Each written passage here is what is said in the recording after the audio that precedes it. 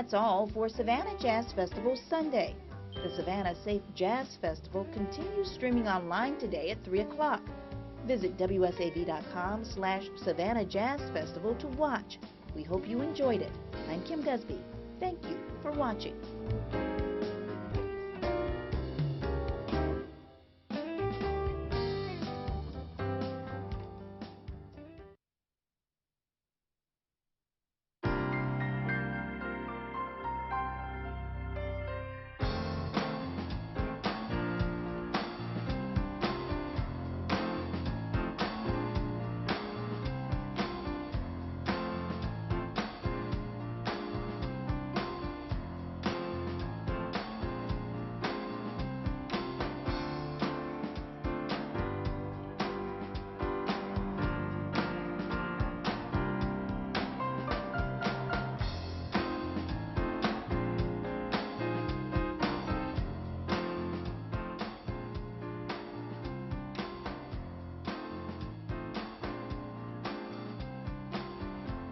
Good afternoon and welcome to the 2020 Savannah-Safe Jazz Festival.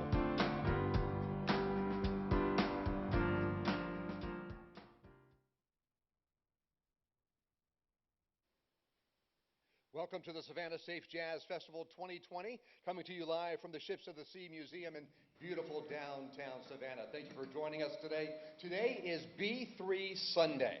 We're going to be featuring the incredible, the powerful B3 organ throughout the day, this afternoon and this evening, so stay tuned for some thunderous performances involving the B3 organ.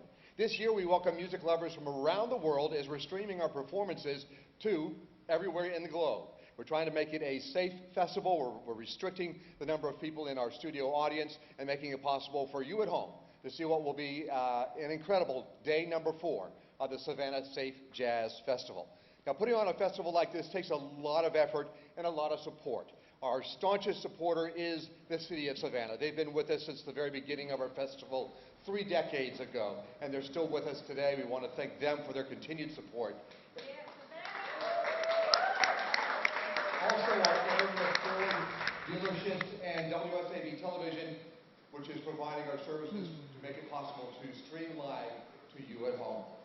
To kick things off this afternoon, we're lucky to have the Potter Quartet joining us. Dave Potter has performed with many of the best-known jazz artists and recorded 3 albums with Jason Marsalis, and Dave currently lives in Atlanta where he maintains a busy performing schedule and touring around the globe as a member of the Jason Marsalis Fives Quartet. Now, this is Dave's first visit to the Savannah Jazz Festival, so let's make sure we give him a warm welcome.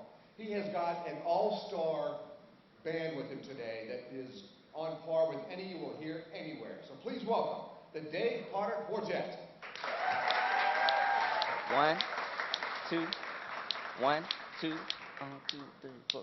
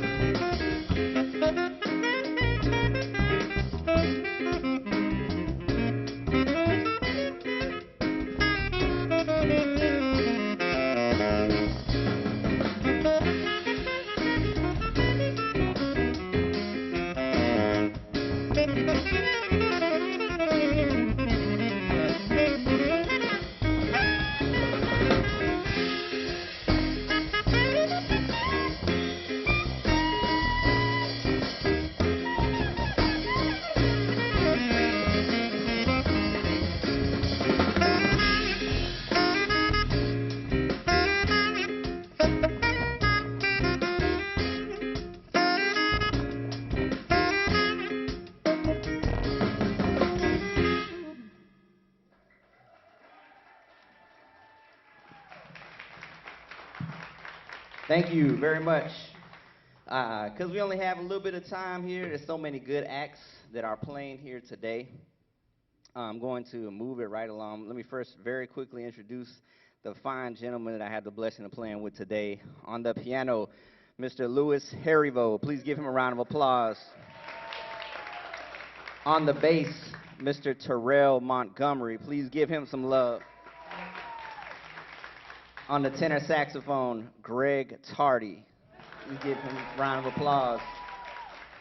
My name is Dave Potter, and this is a band that I've been recently working with called Retro Groove. And basically, as you'll hear this afternoon, I've taken a bunch of songs from the 1980s and kind of remixed them, revamped them into jazz classics. And that last one was one that I did with a good friend of mine, Miguel Alvarado. And this one also is another one that we wrote together. And it's entitled, well, it's Higher Love. It's Steve Winwood's Higher Love. But actually another gentleman that's playing on later today, David Sanchez, influenced this a lot in a lot of my writing. So anyway, this is Higher Love. We hope you enjoy it.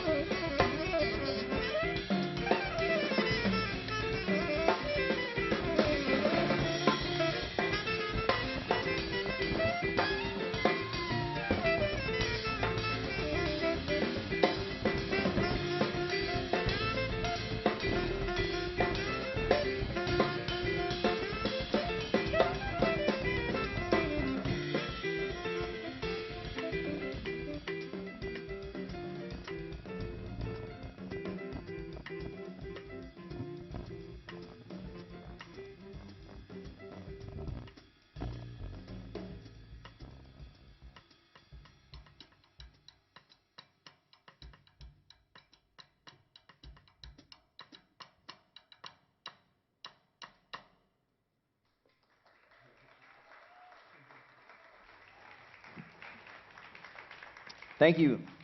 We're going to slow things down and feature our pianist and tenor saxophonist on this next one. This is a ballad from the Superman movies that I loved when I was a kid, the Christopher Reeve ones.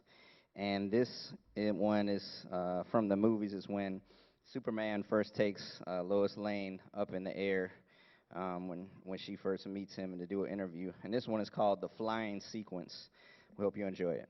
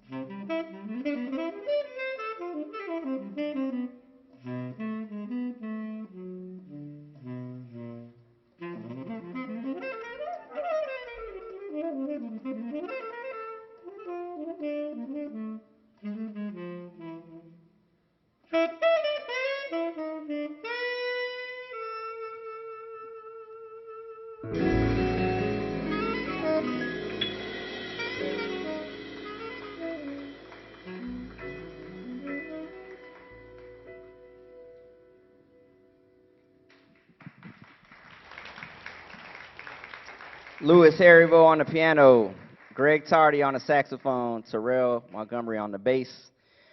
We are going to continue on and do a song that probably nobody would ever think that a jazz band would be crazy enough to try. But I've always been accused of being a little bit off the chain, as they like to say. So this is our rendition of Living Color's Cult of Personality. We hope you enjoy it.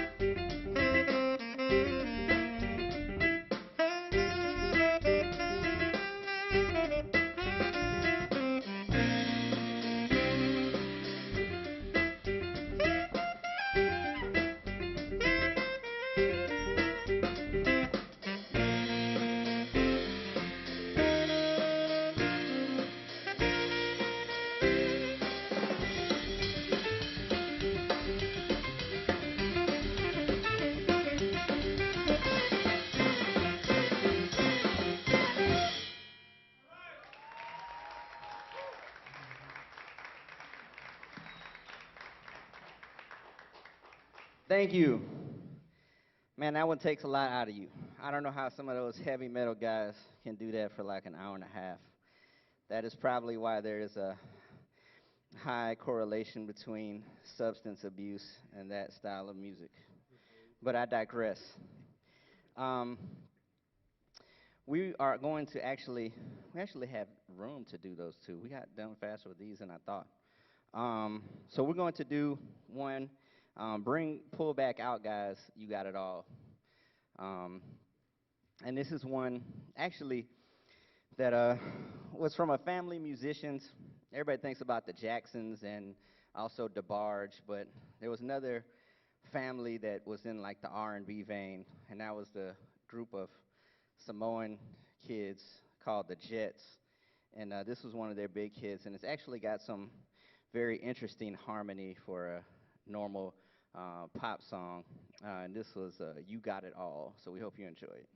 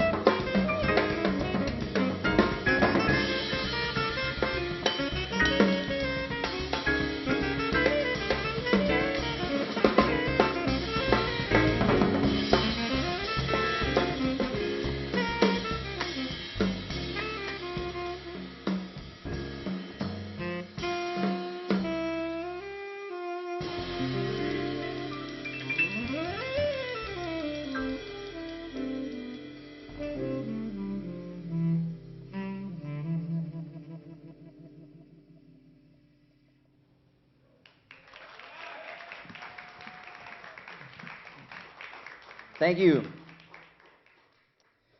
All right, we got probably two more for you guys.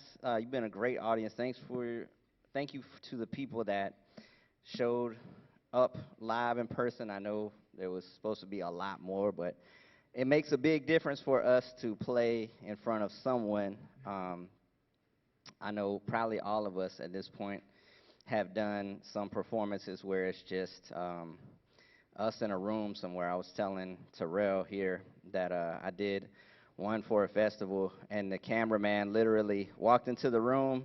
He said, "Are y'all okay?" He said, "Yeah." He said, "Okay." And then he hit record, and then he walked out, and it was just 3 people in a big open room, and that's what we played for an hour.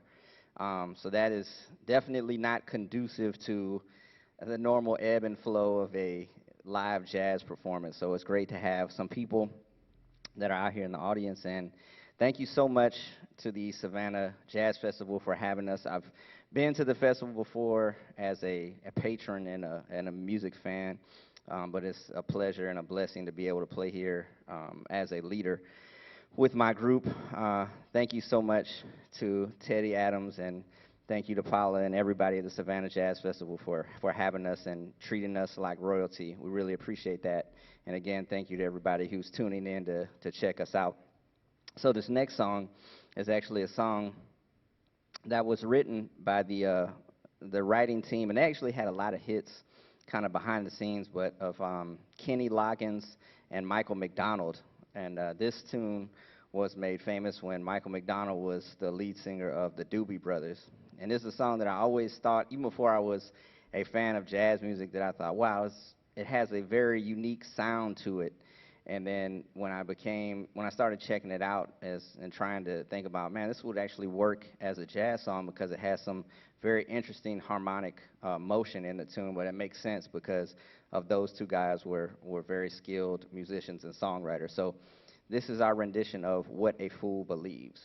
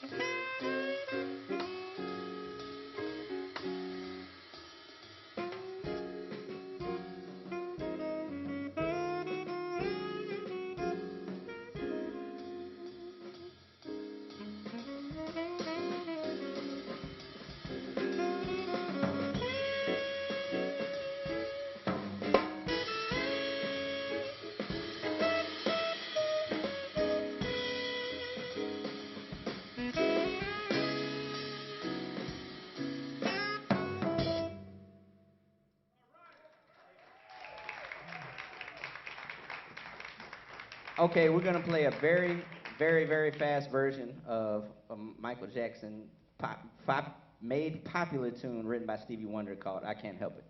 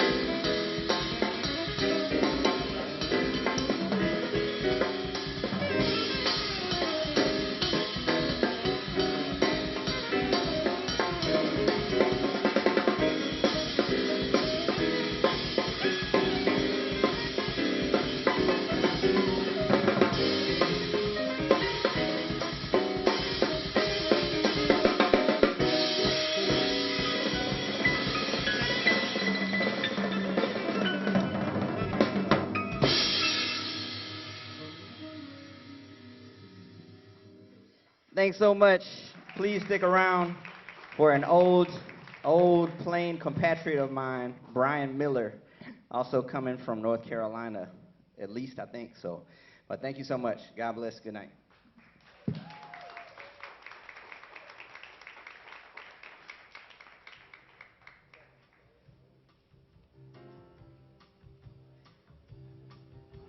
If y'all are enjoying this free festival, consider joining our band, our family of supporters. Savannah Jazz offers 10 free shows for members each year. We produce the Savannah Jazz Festival, the People's Festival, to welcome all people. And we're opening the Savannah Jazz History exhibit this May. But we cannot keep the music playing and keep doing our good work without our supporters. And no donation is too small. So go to savannahjazz.org to join our band. Thank you so much.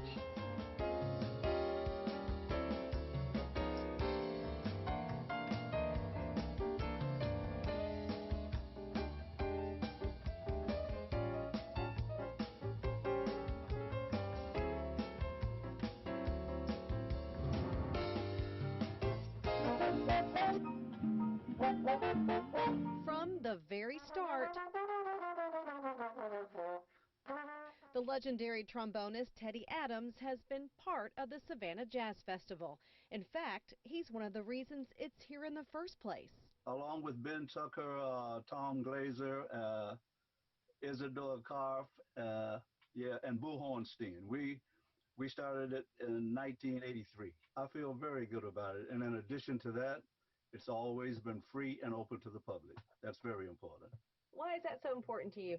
So what we are doing, we are enlightening and giving them America's truest art form at the same time without a cost. I don't think you can beat that. Although the festival is free, for Teddy, sharing the art form that he is so passionate about in the city that he loves is priceless. Savannah has always been somewhat of a mecca for jazz. I can go back to the early 50s. That's when I started playing jazz. And being with the festival for 38 years and traveling all over the world and meeting jazz musicians are very, very aware of Savannah, Georgia. Not only because of some of the people that we have produced, but they have been here and they have played. There's always been a jazz presence here. And thanks to the hard work of the Savannah Jazz Festival, the legacy that Teddy and his fellow musicians started years ago will live on. We are very proud of what we are doing and what we have done and what we plan to do. And that's to keep this uniquely American art form alive and thriving in Savannah. It's infinite musically. You know, it's a creative art form, and there's no limitation as to what can be done with it. Yet it has to be within the boundaries of music and the theory of music. See, so it's no other music like that. Plus, that's one of the few indigenous art forms that America has. That's American.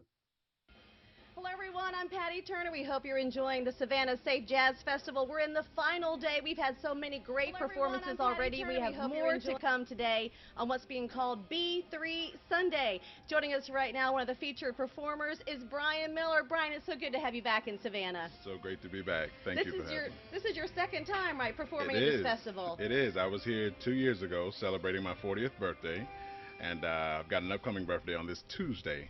But yeah, this is my second time back. Yeah, thank you.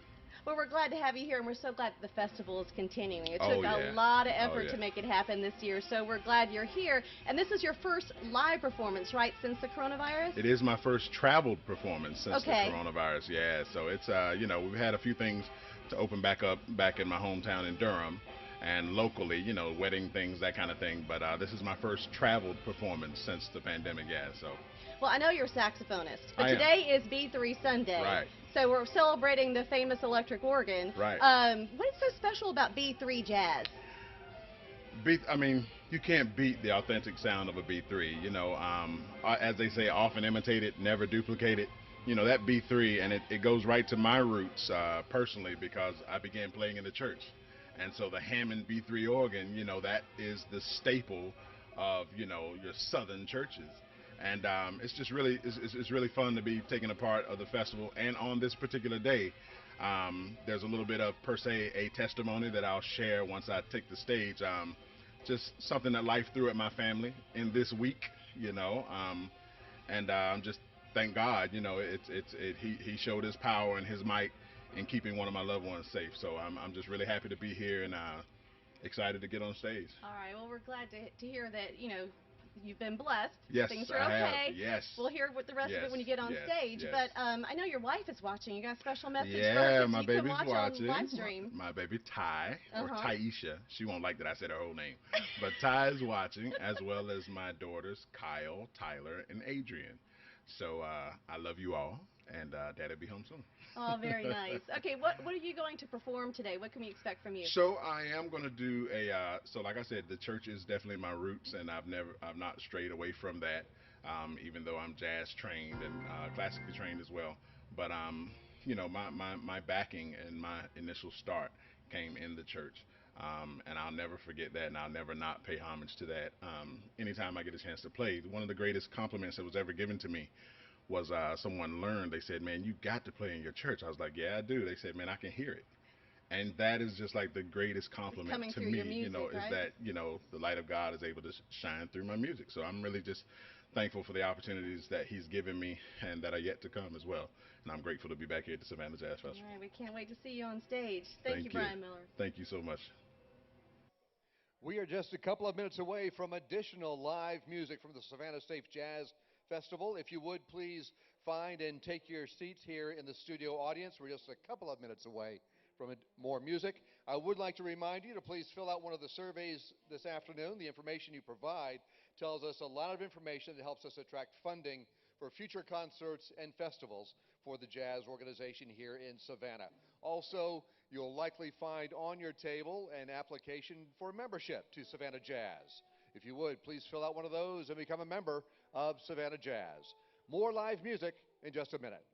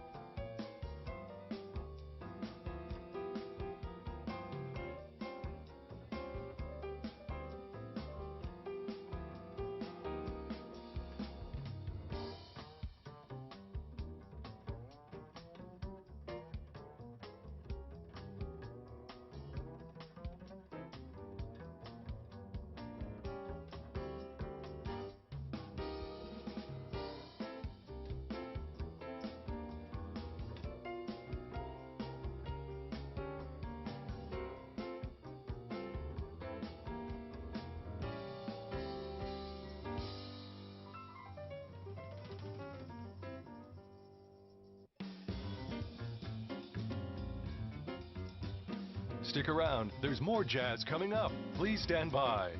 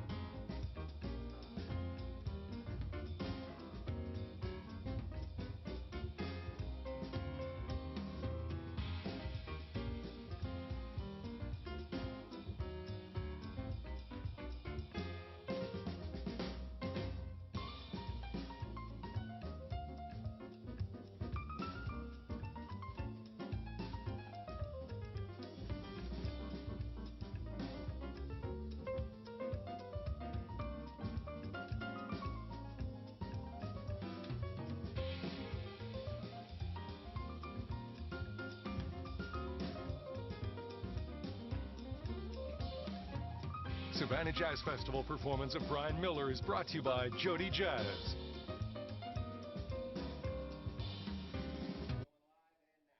Welcome back to Savannah-Safe Jazz Festival 2020, streaming to you live from beautiful downtown Savannah. Thank you so much for joining us.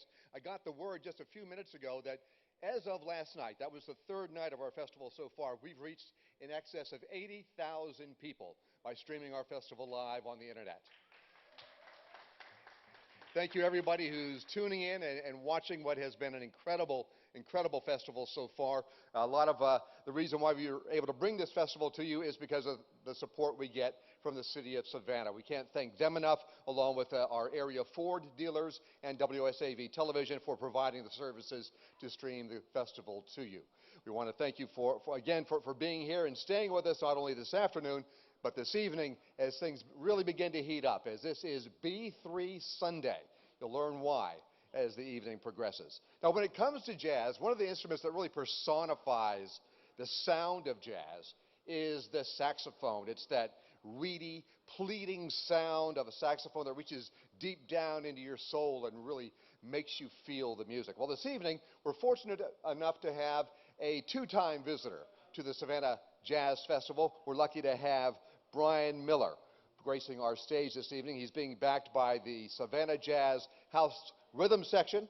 His performance is sponsored by Jody Jazz. Please welcome Brian Miller.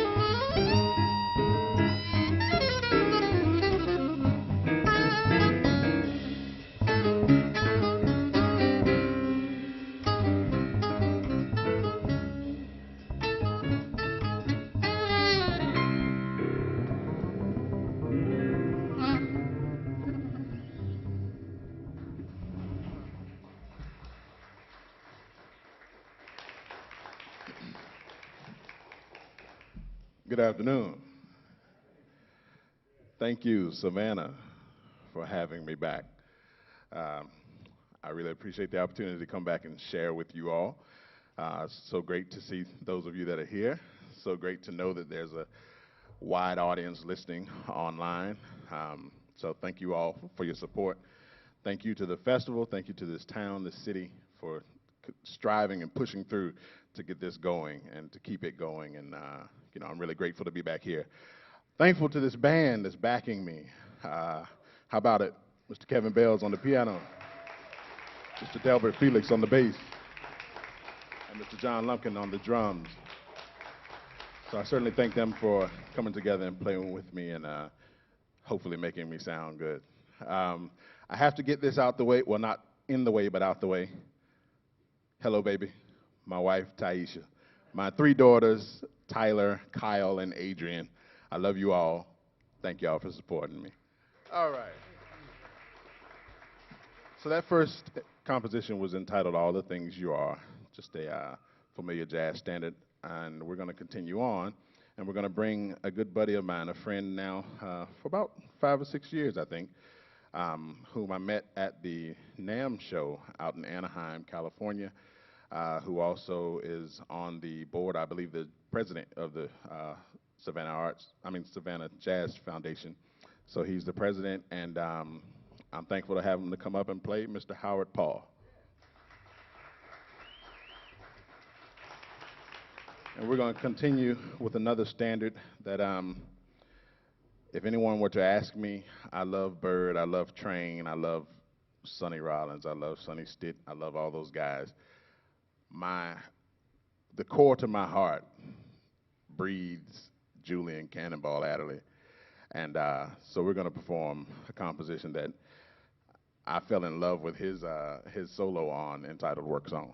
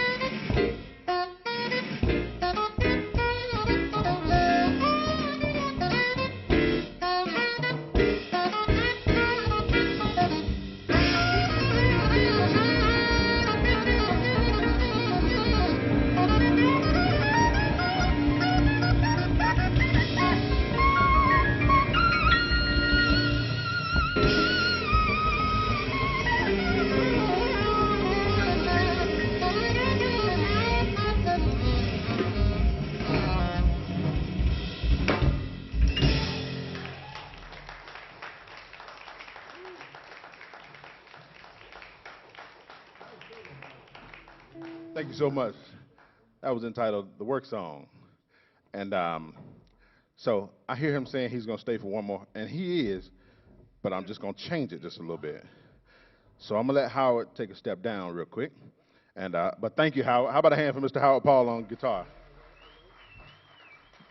And he's right. I had planned it that he'd do 2 right away, but I just feel something a little different right now.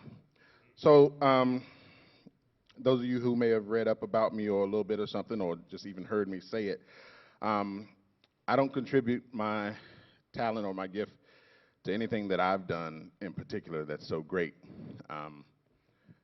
I began playing in the church, and it is still very much a part of the fabric that makes me who I am, and I know from whence my help comes.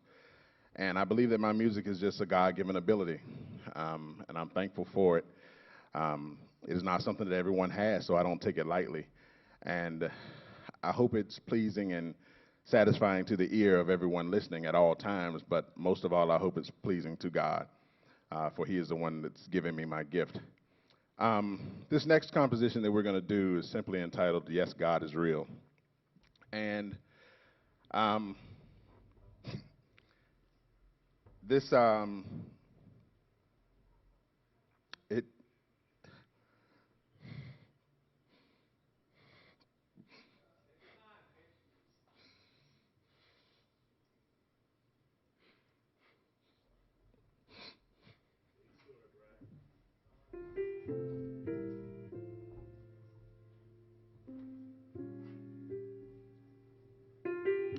this means a little more to me now. On Tuesday, my brother, John Carlos, who's probably watching, he was hit on his motorcycle. And, you know, we were raised in the church, and our mom's a minister, my brother's a minister. And, you know, it's never been something, the grace and favor of God has never been something that we take lightly as a family. But to hear immediately just that someone was hit on a motorcycle, you immediately think the worst. And I'm just happy to be able to say that my brother literally walked away without a single scratch. He walked away without a scratch. Yes, he's stiff, he's sore, but God is healing him even as we speak. But I'm thankful that he, you know, that was Tuesday afternoon, and by Tuesday evening, he was home in his own house resting. And, you know, I was strong the whole time, driving about an hour away to get to him and my sister-in-law at the emergency room. And I was strong the entire time until I got back home in my own bed, and I kissed my wife and said good night, and she asked how he was doing. I said, he's good, we'll talk tomorrow. And I laid there after she went back to sleep, and I just had to really try to keep myself together because I was thinking just how quickly, in an instance, that it could have been the other way. And I'm just thankful to God that he's here, that he's hopefully watching, that he knows I love him. You know, I love my mother, my brother, my sister. You know, I love all of them. But, you know, when you never realize, don't take any moment for granted. Don't take any moment for granted, you know, because that phone call could have been totally different. And I'm just really thankful. So I've put this into the show, and it's simply a hymn that I grew up hearing. And, you know, you think, well, these are the church mothers or my mom around the house, and she's singing this song, and you're just like, oh, God, here we go with another gospel song. But, you know, it's amazing when you grow up and you mature and you learn things and things begin to have meaning. And even just as recent as Tuesday, I know God is real.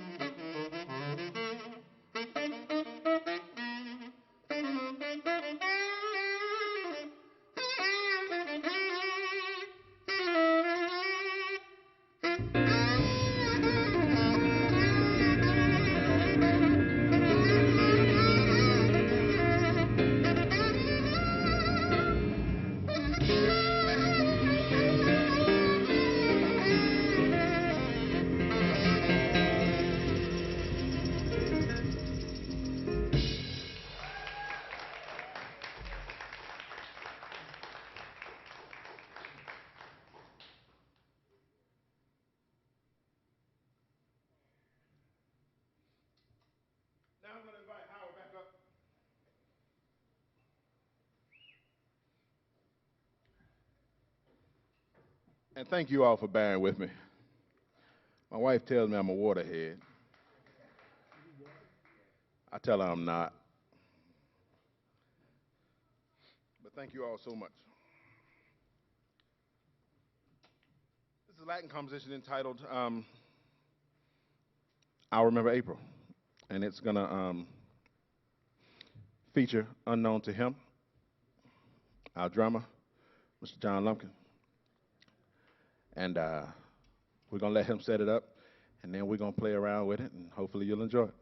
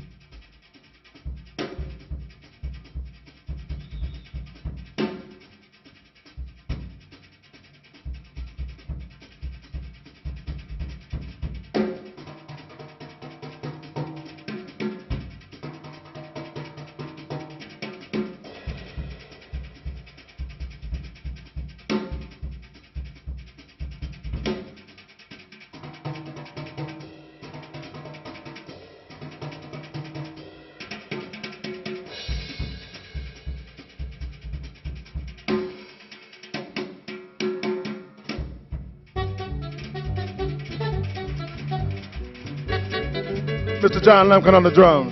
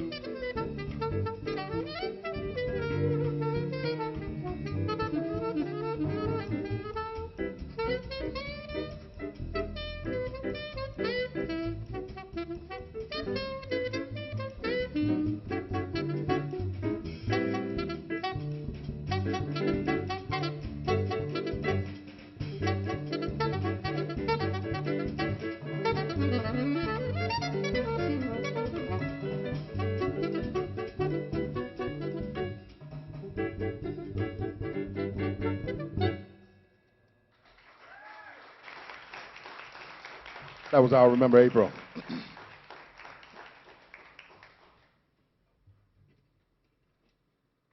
I failed to mention, and I hate that I did, a young lady that's been one of my greatest supporters. She's a missionary who is going through some health challenges right now. I will not call her name as I didn't get permission to do so, but she knows who she is. And I thank you so much for your support. I thank you for the love that you've shown to me and my music. And I appreciate God for you. And I want you to know I love you. I know she's in the hospital, and I was told she'd be streaming. Her daughter told me she'd be streaming for me. So please, you know who you are. Tell your mom I love her and give her a kiss for me. Thank you.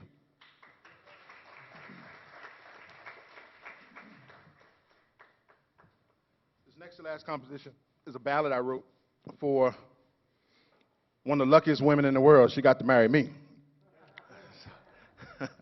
No, my beautiful wife, Ty, I wrote this ballad a little while ago. And I wondered what I could call it. Like, the name of it is just simply Since I Love You. And, you know, I think about that, and I think of just what marriage is and the compromise and the love and even the struggles that are built into all of that. And I think of that as, you know, I do this or I do that, or I don't do this or I don't do that, which works both ways. Simply, since I love you. So I'm going to dedicate this not only to her, but also to our three beautiful daughters, Tyler, Kyle, and Adrian, since I love you.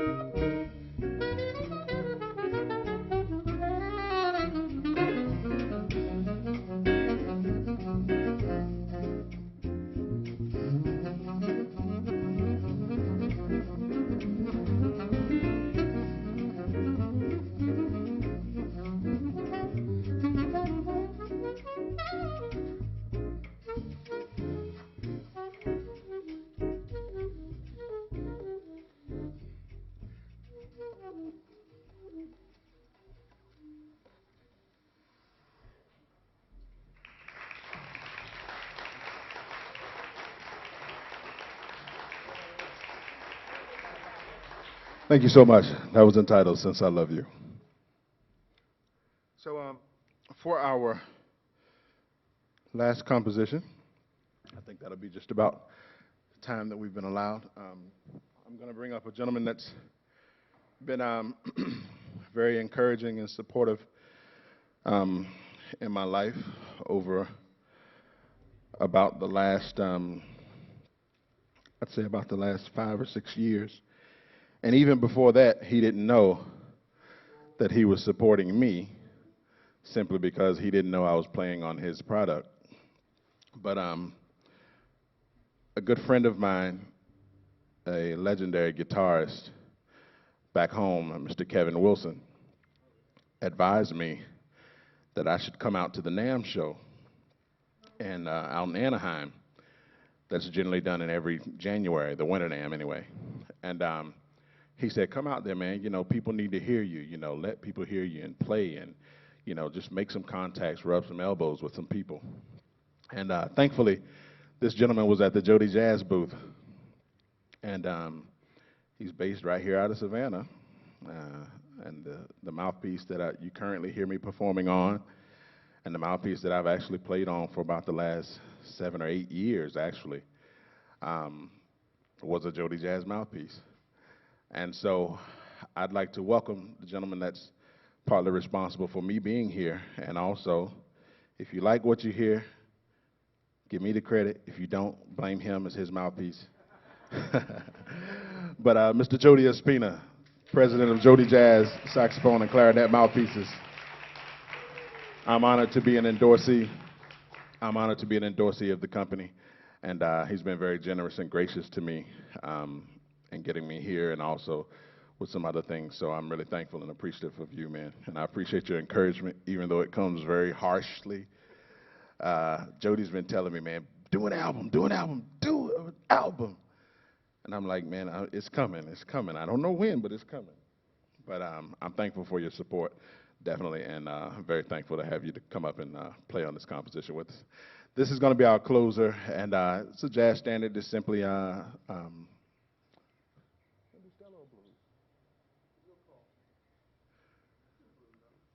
we're going to do a blues.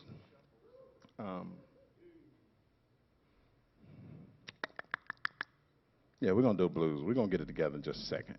But thank you, Savannah, the festival, the board, all the powers that be.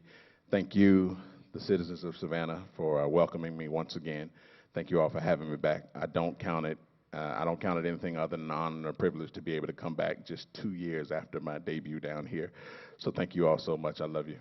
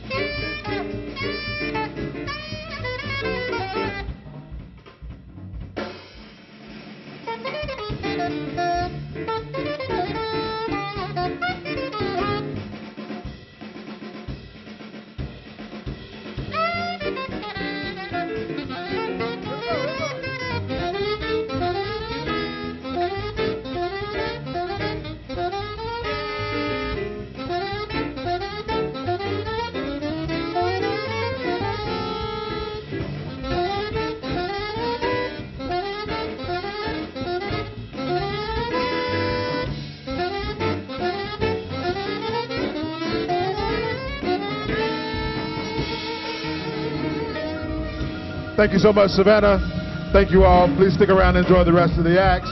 God bless. Thank you so much for having me. I'm Brian Miller. Mr. Kevin Bales on the piano, Mr. Delbert Felix on the bass, Mr. John Lumpkin on the drums, my brother from another mother, Mr. Jody Espina, sitting in on saxophone, Mr. Howard Paul that sat in on guitar. Thank you all. God bless.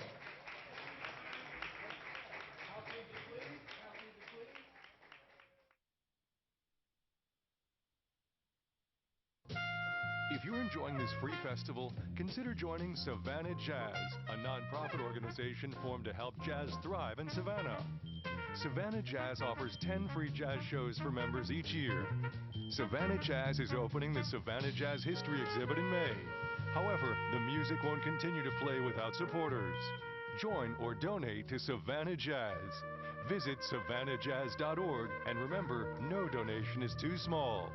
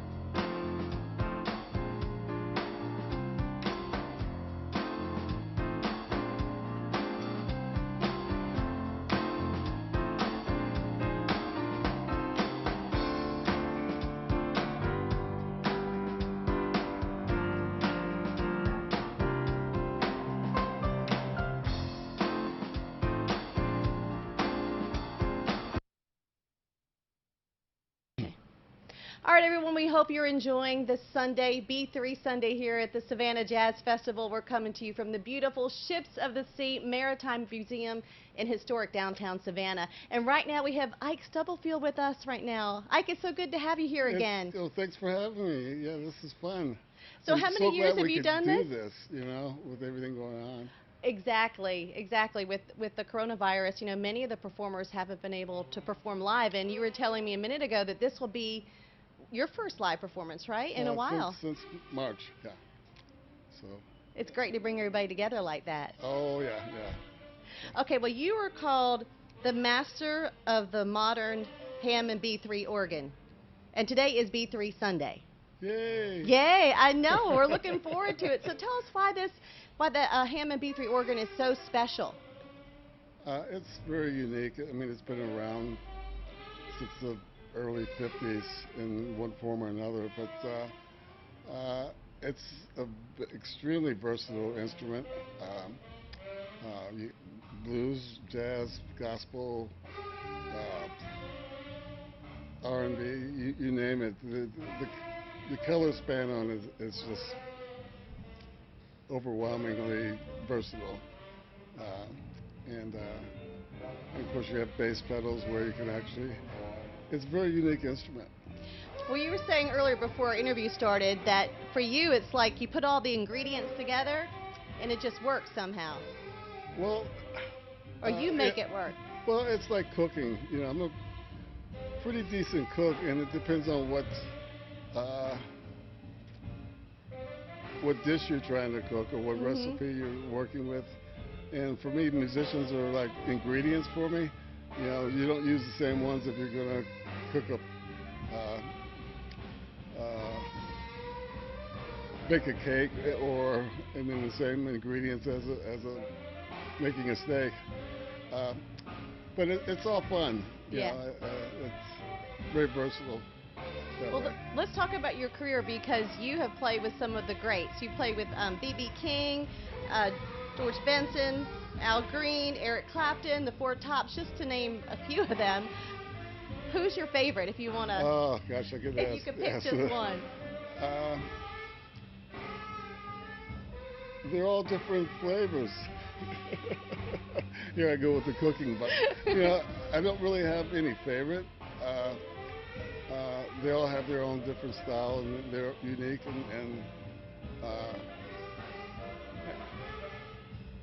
I started playing with these artists when I was like 13, 14. Wow. So for me back then it was fun, and I didn't think of it as a big deal. It was just, I was just having fun when I was a kid. Well, what was B.B. King like? Very parental. Super nice guy.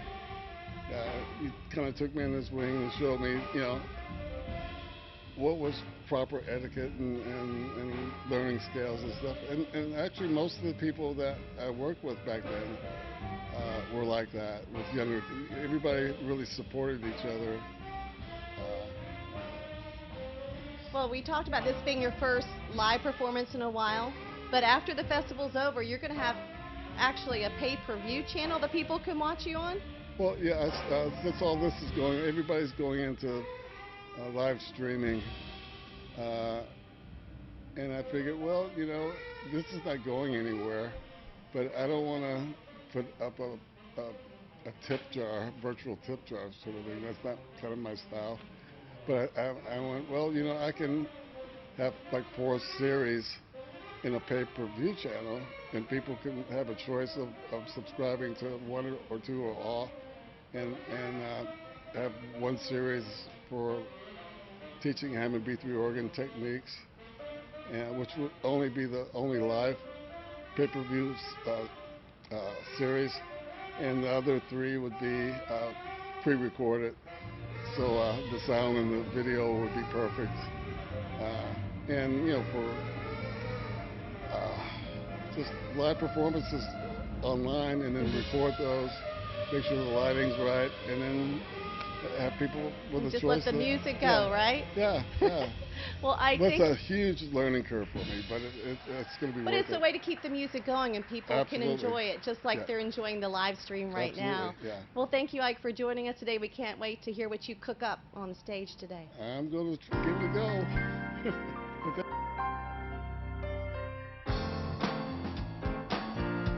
With us right now is Chuck Leavell, one of the favorite performers from just a few years ago, known all around the world for his music, playing with the Rolling Stones, Allman Brothers, and so on and so on. It is a thrill to meet you. So let's talk about the festival and its importance in the community. I mean, you've played with huge audiences before, but this is an intimate setting. What makes this festival so special to you? Well, thanks for having me on, Patty. It's a pleasure to be with you, and welcome to Savannah. Well, thank you so much. It's great to be here. I did the festival 2 years ago in Forsyth Park. We had a fantastic, actually, you talk about crowds, I think we had 17,000 people. Wow.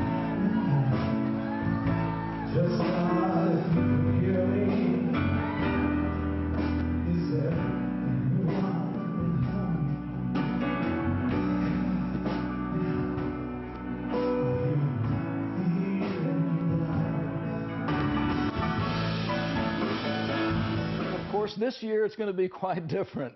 Since COVID, everything has gone virtual, which is great because really it gives the festival an opportunity to be worldwide. You know, all you have to do is log on to savannahjazz.org and you're there. You have made this your home. You're an official resident here now. Yes. What is it that you love so much about Savannah? What's the draw to you? Everything. But, you know. Good answer. I'm a tree guy, right? In my other life, I'm a forester and a forest landowner and very engaged in sustainable forestry issues and environmental issues. Savannah has so many beautiful trees. These live oaks with the dripping Spanish moss is just so beautiful. So that's one thing. It gives the town such character. All the wonderful squares and parks throughout the city. But mainly it's the people. It's the people and the culture that I love so much. I want to get into your career now because we touched on that a little bit. But you actually fell in love with music or knew you wanted to do this when you were just 13. You saw Ray Charles. How did that inspire you? Oh, that Ray Charles concert at that age absolutely changed my life. My sister had a date to go see him in Tuscaloosa, Alabama, where we grew up. And as it was, she let little brother come along, which was very sweet. And I was already playing music at the time. And I had just never seen anything that impactful musically in my life at the time. Ray, of course, was amazing, but you had the Raylettes, great singers. You had Fathead Newman on sax, killing it. And you had Billy Preston at the time, great Hammond organ player and great musician and a solo artist in his own right. He played with the Stones, he played with the Beatles. So it was just amazing. I left the auditorium that night saying, you know, if I could ever be in a band that would move people like that moved me, that's what I want to do. And by the age of 20, you were asked to join the Allman Brothers. Well, that's right, yes. I kind of worked my way up the ladder with Capricorn Records. The Allman Brothers Band were on that label.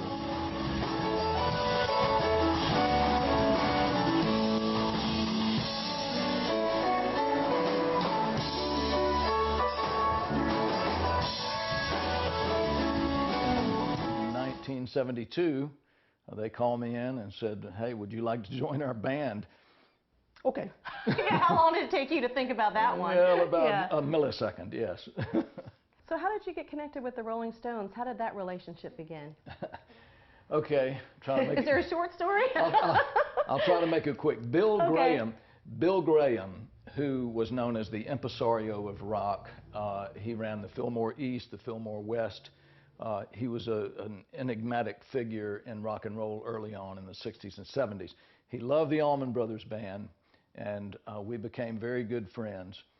The Allman Brothers disbanded for a while. I had my band Sea Level. Bill helped promote Sea Level. That band ended, and in 1981, I get a call from his office saying, would you like to audition for the Rolling Stones? Oh my gosh. So, I said, well, okay, yeah, I can do that.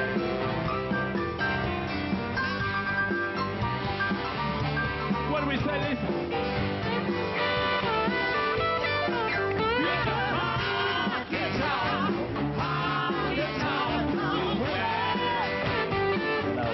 Very fortunate to get the position the next year in 1982, and I've had the chair ever since. Wow.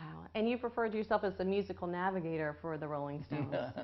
How does that work? What did you do exactly? Well, back in 1989, when we were preparing for the Steel Wheels tour, which was kind of a rebirth of the Rolling Stones, I began to take lots and lots of notes when we were rehearsing. So I would do handwritten chord charts. I would make notes about, did we have horns on this song? If we did, what were the parts?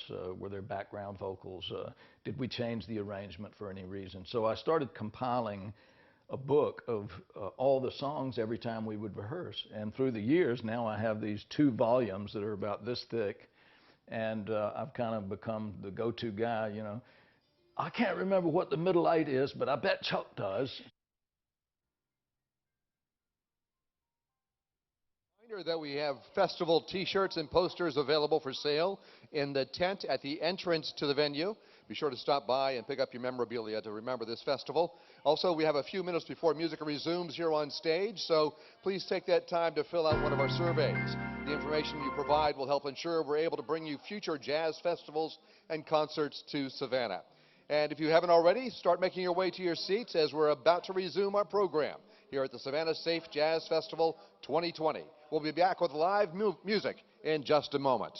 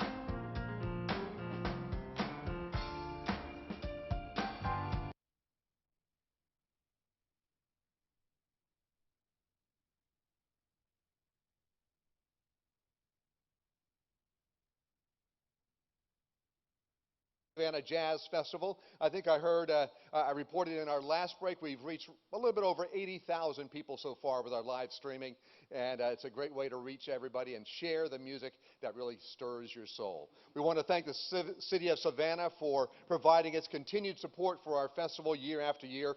Also our area Ford dealers and WSAV Television for providing the streaming services that's allowing us to bring this festival home to you.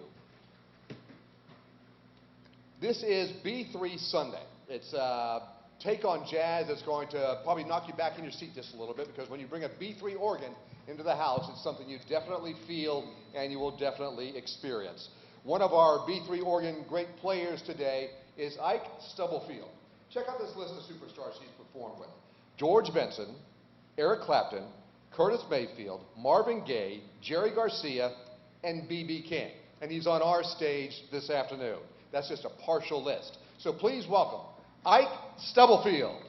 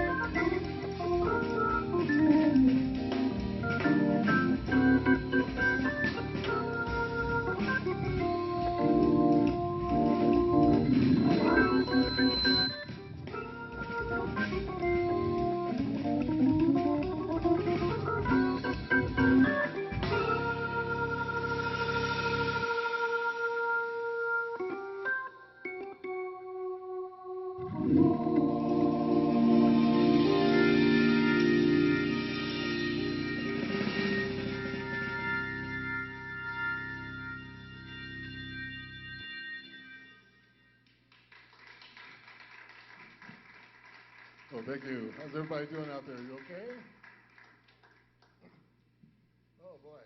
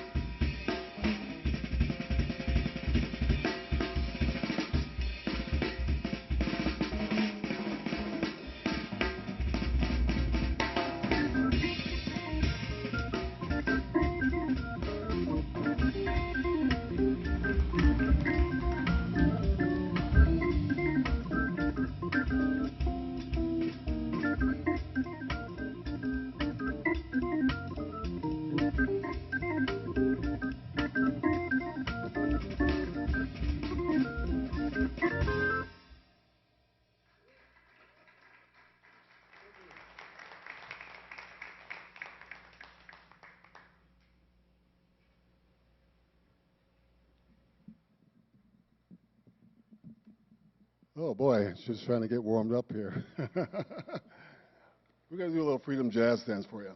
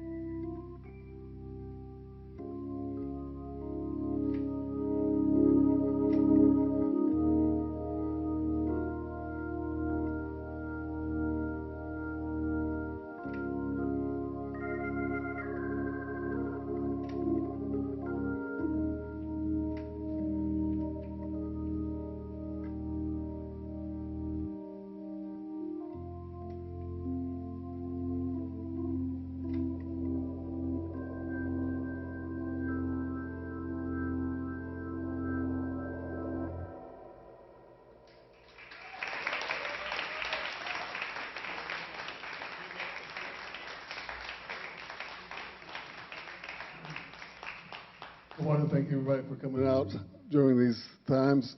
It's great to have a jazz festival here in Savannah, and I want to thank everybody for coming out.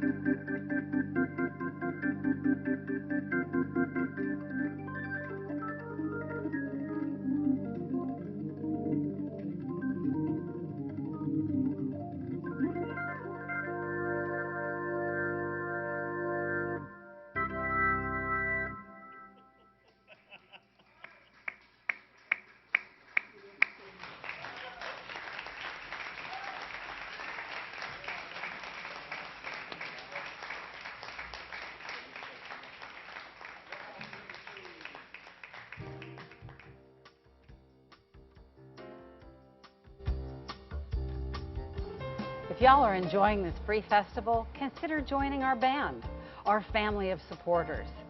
Savannah Jazz offers 10 free shows for members each year.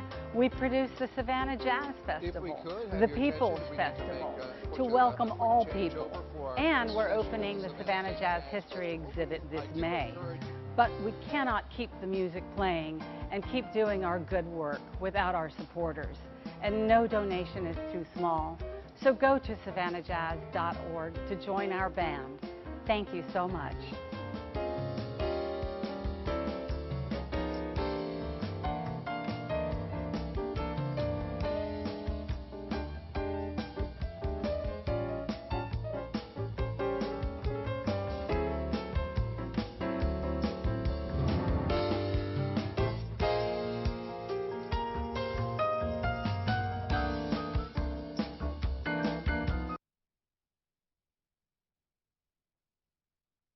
For the iconic Dollette McDonald, she describes her life in 3 acts.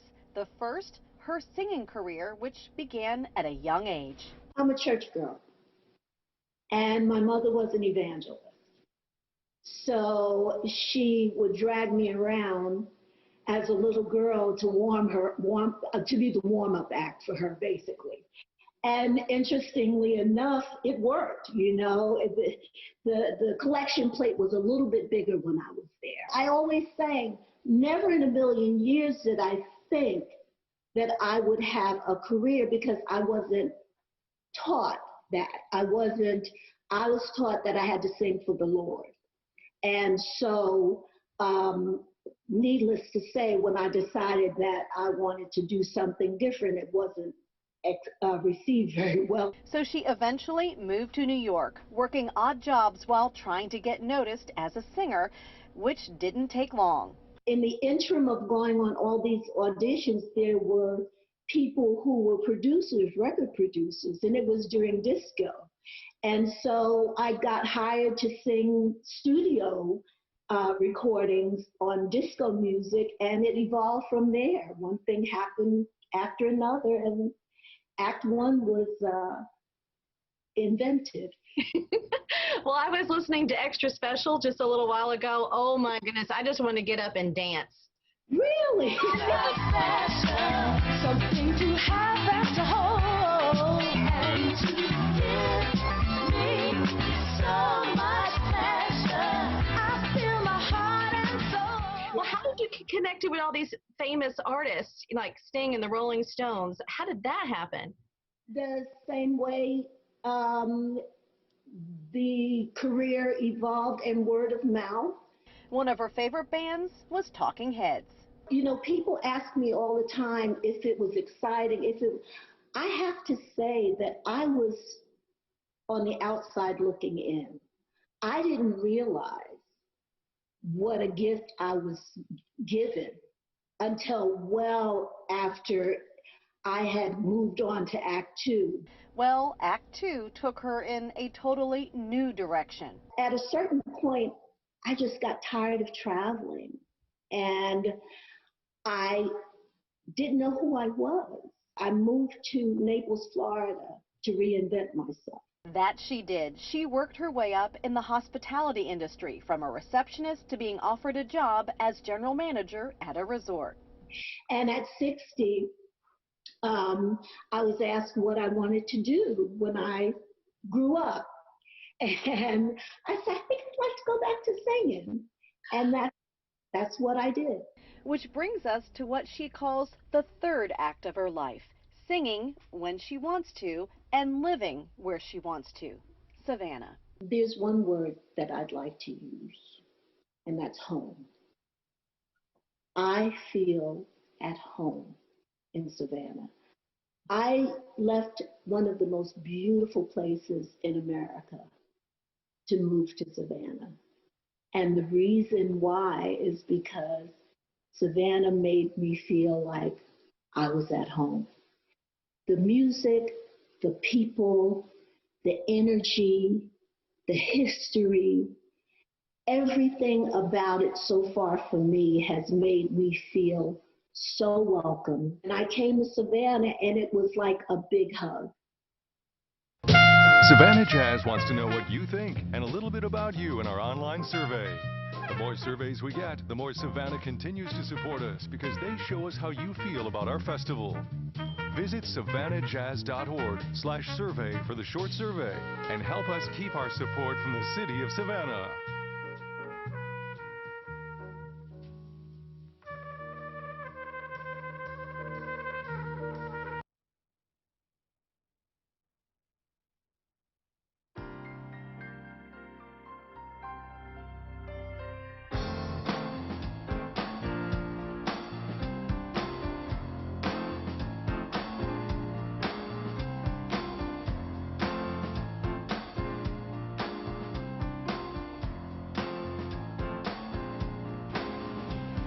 Alright everyone, it's Patty Turner again. We're coming to you from the beautiful Ships of the Sea Maritime Museum, live streaming the Savannah-Safe Jazz Festival. And we've had a great festival so far and more still to come. Wrapping up the festival for us today will be Stephanie Nakasian, our headliner, and she's here with us right now. Hey Stephanie. Hi, Patty, so great. This is so much fun. Well, we I love that you're here. I know that you've been to Savannah several times, but this is your first time performing at the Savannah Jazz Festival. It is. And somebody named Teddy Adams invited you, right? Yeah, and in a weird way. I was coming up, I got a gig canceled in Palm Beach, and we were, told to leave. And we went up, and I said, I have a friend in Savannah, Justine Ferreri, who's an artist here. And we said, let's go to Savannah. So we came here, and that night she says, you got to go to this jazz club. Good times. And there was Teddy, and we knew about each other. We'd never met. And I sat in, and he said, oh, I've been trying to get you here for years. And so it all worked out. Just meant to be. Yeah. I'm really happy to be here. It's a great place. Well, we're happy to have you here as well. And your performance, you're the headliner. What are you going to be singing tonight, or how are you going to wrap things up at the Jazz Festival? Oh, I have a mix of American songbook and some bluesy things and some funky things, and I'm kind of a child of the 60s, but also I was brought up with a lot of jazz later in my life, so bebop things and tributes to Charlie Parker, and we're just going to have fun. That's what I do on stage. Half the time I don't plan it, and we just it just happens, right? These guys are so wonderful, and Quentin's on it. I'm so excited Quentin could do the gig, and it's going to be wonderful. So. And what's it like for you as a performer to be back in front of an audience? It's a smaller audience, but it's a big audience on live stream. I don't know how to express that to your audience, how important it is for a musician to communicate live. The internet, okay, we love the internet, but it's not the same as being there. And with the musicians, if you don't see the reaction viscerally, you don't really feel complete in your music. So to have a live audience, it's fantastic. And of course, the virtual audience, we love you guys too. Of course. And I know a lot of my Charlottesville people and New York people are watching, so it'll be great. So they need to share with their friends because your performance is coming up in just a little bit. Okay, now it was National Daughters Day the other day. Yay! Your daughter's a little famous. You can brag on her right now if you like. She's helping my career. Well, Veronica Swift. She wanted her own name when she was 9. So I said, okay, take your own name. So she's been performing. She's performing with Wynton and Chris Bodie and da-da-da. She's really an exciting performer. So I love watching her. I love watching her create her own world. That isn't my world. My world's like very optimistic and upbeat, and she's coming from that 26-year-old, like, Harry Potter, the darker side of things. She said, Mom, you have to see the darker side. I said, no. And so she gets into some, like, her new album on Mack Avenue is called This Bitter Earth. And, when she got second in the Thelonious Monk competition, that was the song she sang. And wow. It's heavy, but it's uplifting but too. But some of you come through. I'm sure it does at times. It's uplifting, and she channels the bebop from my husband. Her late father was Hod O'Brien, was a great bebop player, and I sang with John Hendricks, so she has all that lineage in her, and she uses that, but she projects it in her own way, which is great. She's going to be. It's going to be interesting to watch what happens. Well, it's so great to have you here, Stephanie. We're glad to have you back in Savannah. Can't wait to see you perform. Thank you, Patty. We really appreciate it. Can't wait. All right, Hi, have Savannah. a great show. Thanks. Jazz Festival 2020. Please find your seats at this time if you would. We're just a few moments away from starting, and we want to make sure everyone is seated before we go live and we hear the first note from the stage. We do have some housekeeping notes we need to share with you. If you would, turn off your cell phones. There's nothing that can throw off the groove more than a ringing phone or a buzz. Please be sure to use your inside voices if you have to talk back and forth during the performances. And to keep this a safe festival, please wear your mask while you're not seated, or if you're cutting a rug here on the dance floor in front of the stage.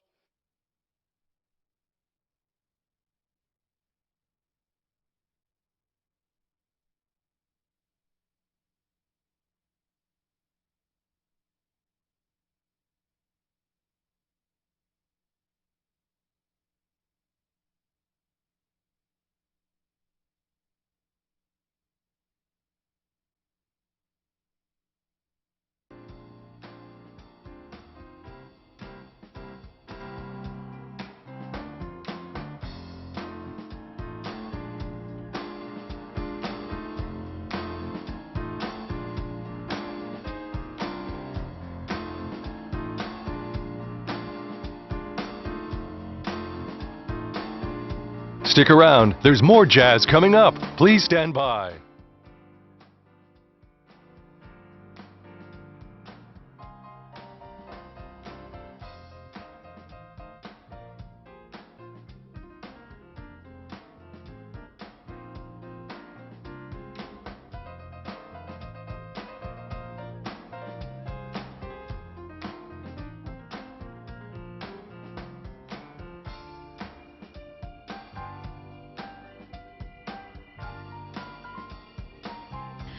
Okay, we hope you're enjoying this show and this festival that's been going on for 39 years.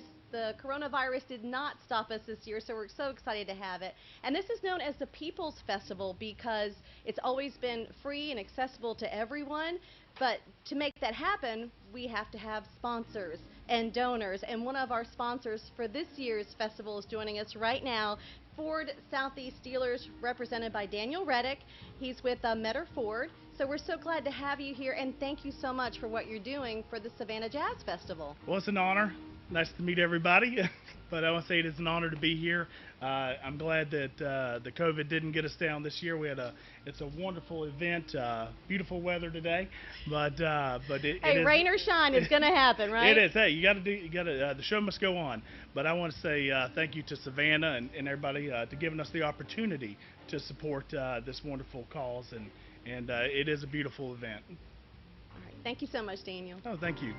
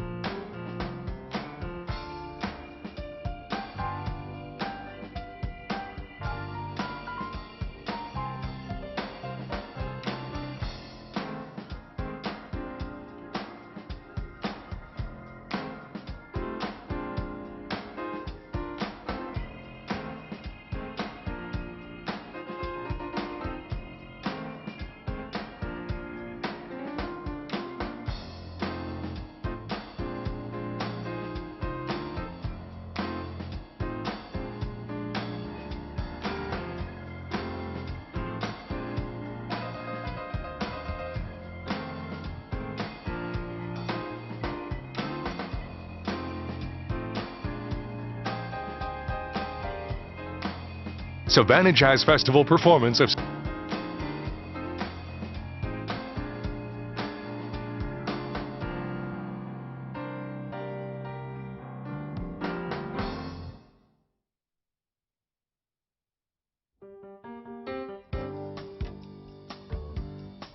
Savannah Jazz Festival performance of Stephanie Nakasian with the Savannah Jazz Orchestra All-Stars is brought to you by your local Ford dealer.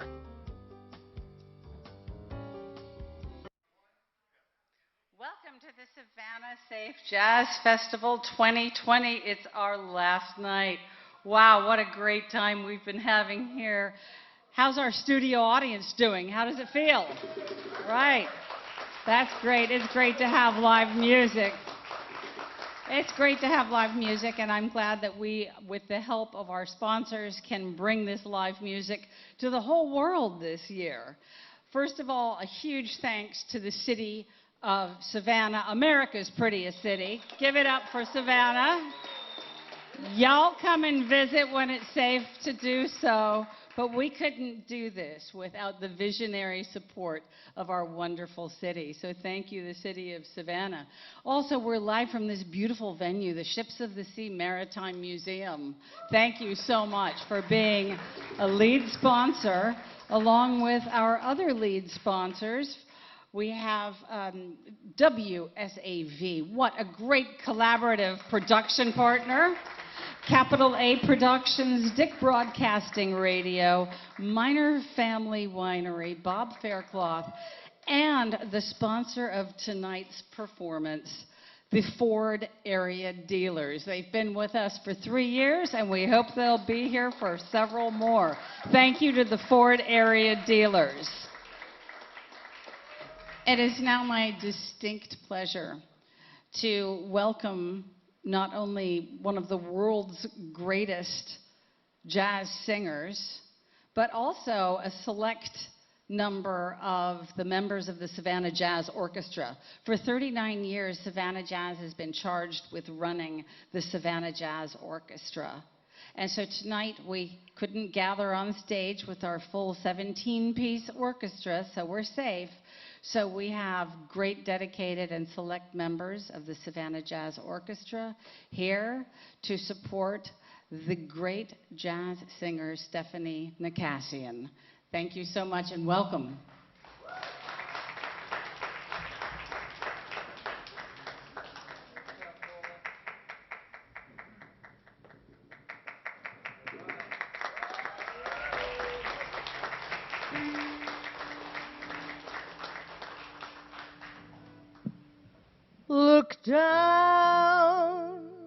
Look down that lonesome road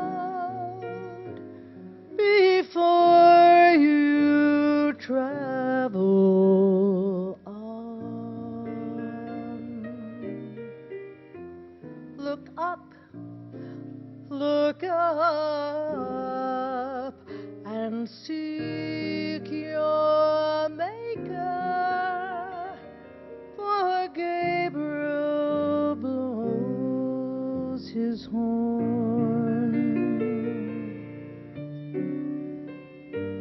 Weary, toting such a load, traveling down that lonesome road. Look down that lonesome road before you travel on.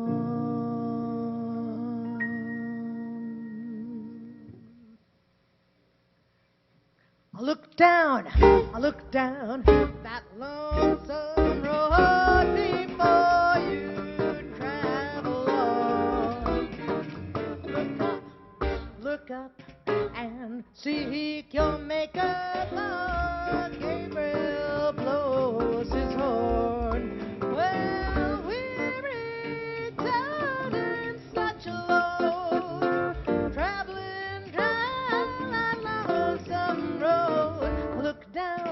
look down that lonesome road before you travel on.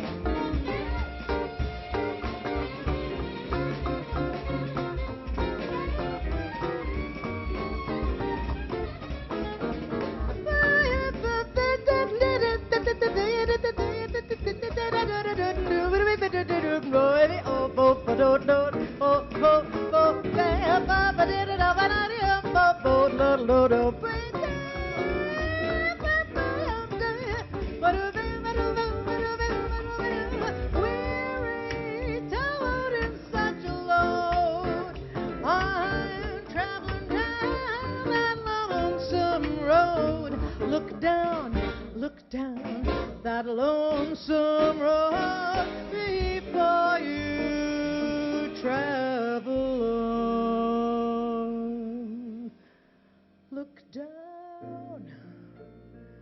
Look down that lonesome road before you travel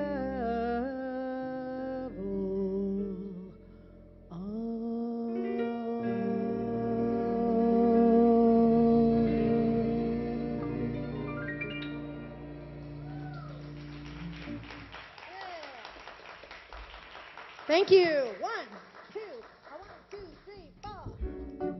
How are you? We're going to have a party tonight. We're going to have a party here with our lovely people in Savannah. We're going to have a party, a virtual party out there. 80,000 people. Hi, everybody. This is a song, the last song was from my last album, my 14th album. And this is from my first one with Phil Woods. We need this song. It's called Make Me Rainbows, written by John Williams. Make me rainbows, make me spring in the snow, make me beautiful music wherever I go, make me unwind, leave behind rhyme and reason, make me a room where I'll bloom out of season, make me sunsets, paint our names in the sky. Let your arms be my wings, and together we'll fly. Don't let me fall till I'm all I can be. Make me rainbows, star-spangled rainbows. Please make those rainbows for me.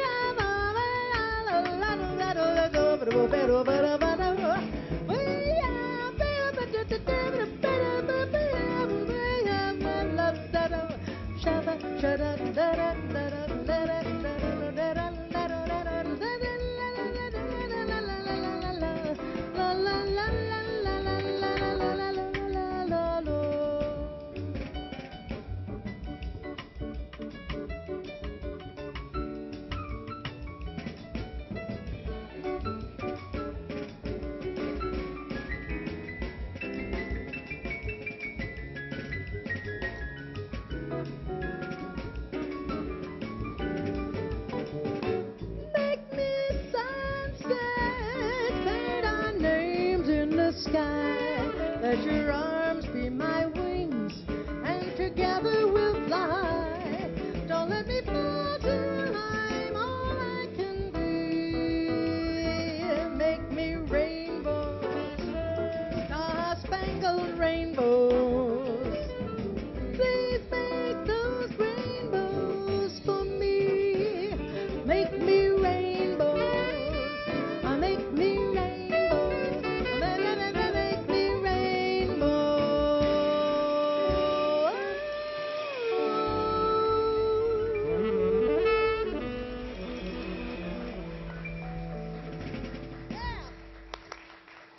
Oh my goodness, what a band.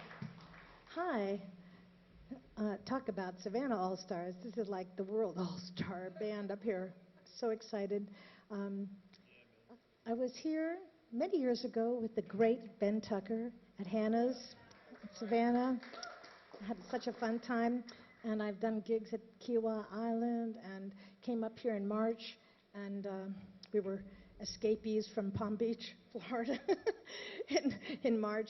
And we came up, and my friend Justine Ferrari, who's an artist here in town, she said, "You have to go to hear Teddy Adams at Good Times." So we went, and we had an experience, a Savannah experience. So fantastic.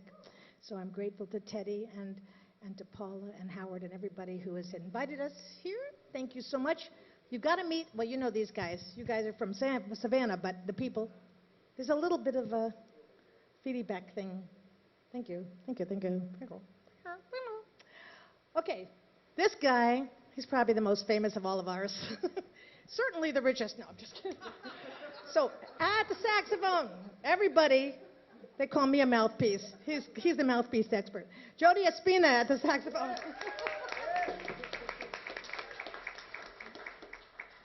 And he calls himself the veteran of the group, but I don't believe that. Bruce Bradley at the guitar.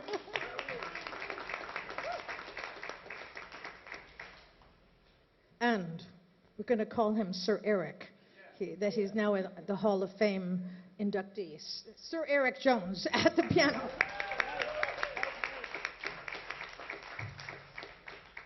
Now, this drummer was supposed to be on tour.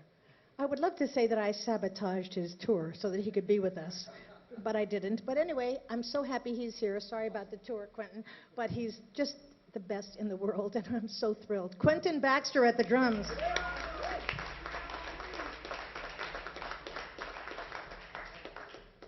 And this gentleman at the bass accompanied me on my trip from Virginia. I'm from Bronxville, New York, which is in Westchester County in New York. He's from the Bronx, which is not too far. And we both live in Virginia. I live in Charlottesville. He's from Hot Springs. And he played 38 years at the Homestead Resort, which is a good gig. 38 years? Are you kidding? But now he's freelancing, and he's just a wonderful player. Carl Kimmel at the bass. Oh, yes, oh no. I need a note. Ah, yes. So it's Sunday. I want a Sunday kind of love, a love to last past Saturday night. I'd like to know it's more than love at first sight. I want a Sunday kind of love. I want a love that's on the square. Can't seem to find somebody to care. I'm on a lonely road that leads me nowhere. I want a Sunday kind of love.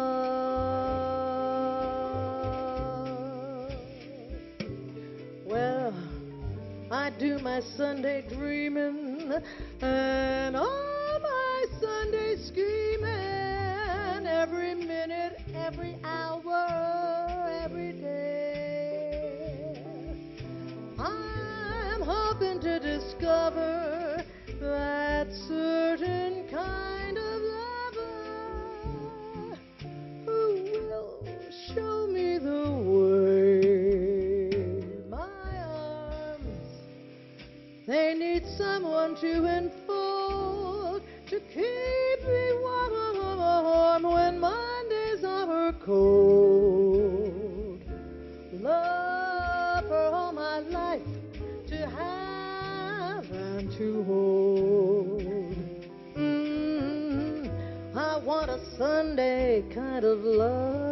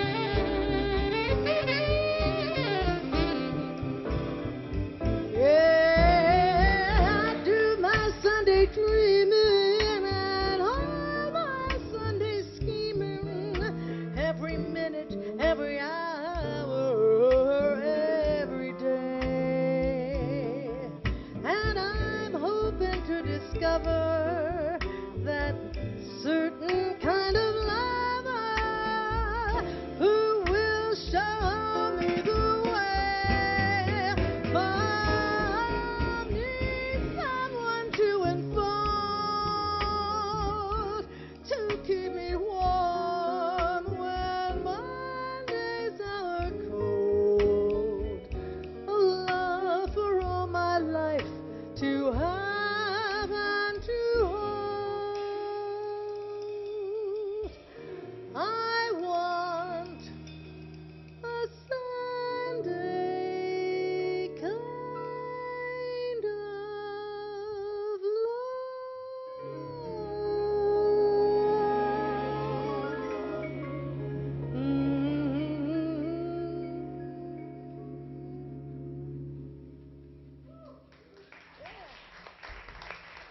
Jody Espina. Nice.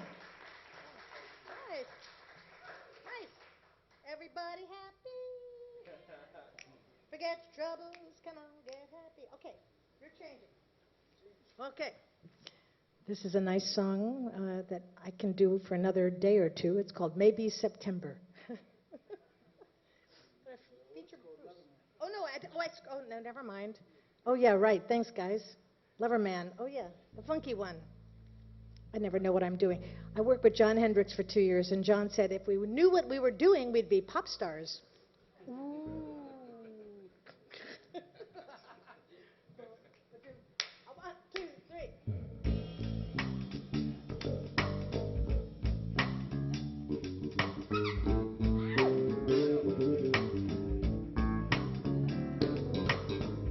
I don't know why, but I'm feeling so bad. I long to try something I've never had. Never had no kissing. Ooh, what I've been missing. Oh, lover man, where can you be? Night is cold and I'm so all alone. I'd give my soul just to come over you, my own. I got a moon above me, but no man to love me. Lover man, where can you be? I've heard it said that the thrill of romance can be like a heavenly dream.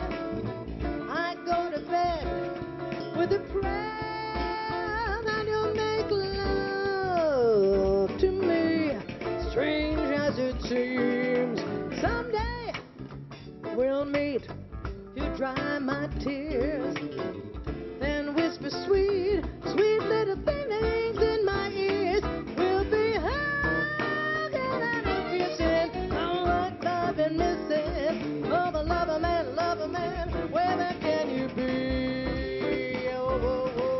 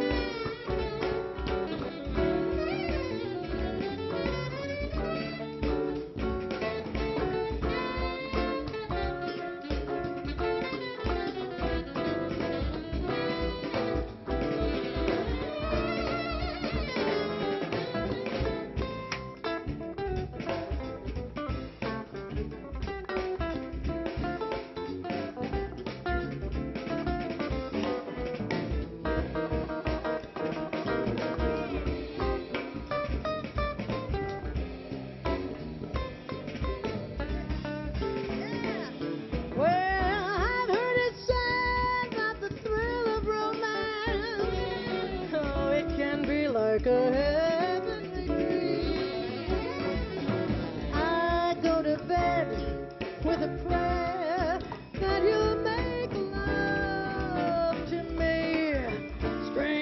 desert dream. Someday we'll meet. You dry my tears. Then whisper sweet little things in my ears. We'll be hugging and kissing. What I've been missing. Lover man, where can you be? Lover man, oh, where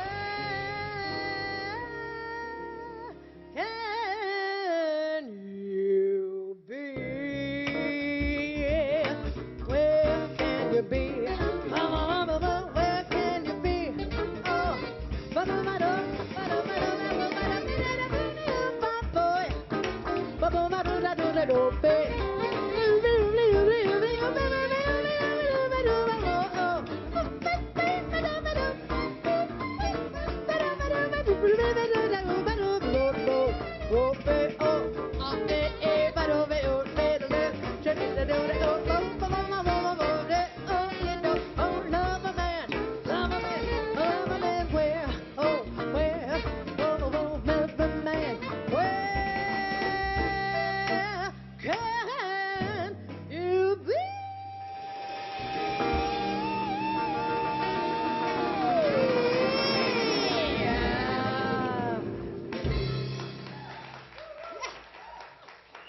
Thank you. Thank you, thank you. That was fun and funky. Fun and funky is good. Everybody having fun? You guys, I know you're having fun. Is the band having fun? Okay, so I know this is for those of you who aren't, musicians, but, we don't exist without communication. So to say, oh, you can play on the internet and do live stream, okay. But until we have live faces, it makes so much difference. So this is a big deal for us to be together in one room playing, and I can't tell you how. It's a release, like something else you have to exist with physically. You need human contact. Okay, never mind. Won't go there. Okay. In a Woody Allen movie, maybe. Okay, this is called Maybe September. Okay. One, two, one, two,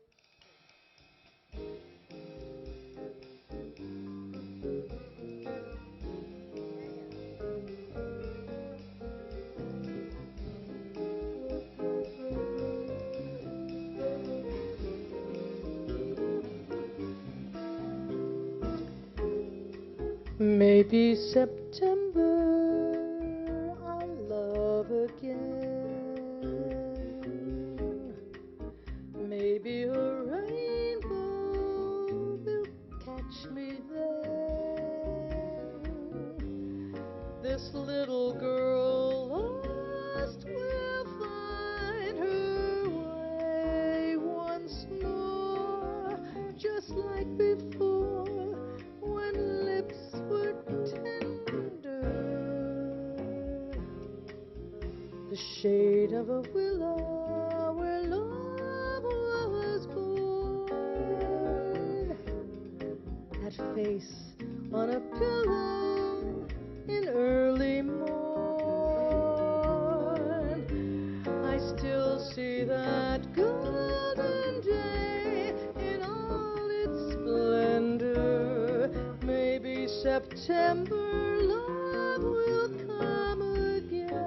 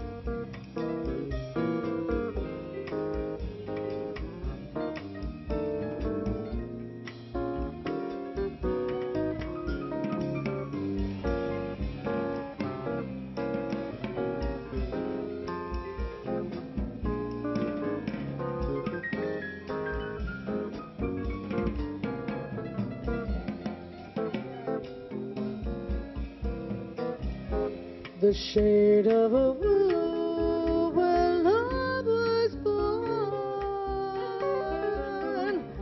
That face on a pillow in early morn. I still see that golden day in all its splendor. Maybe September love will come again. A taller tree, a sweeter lark, a brighter morning star above, and maybe come September,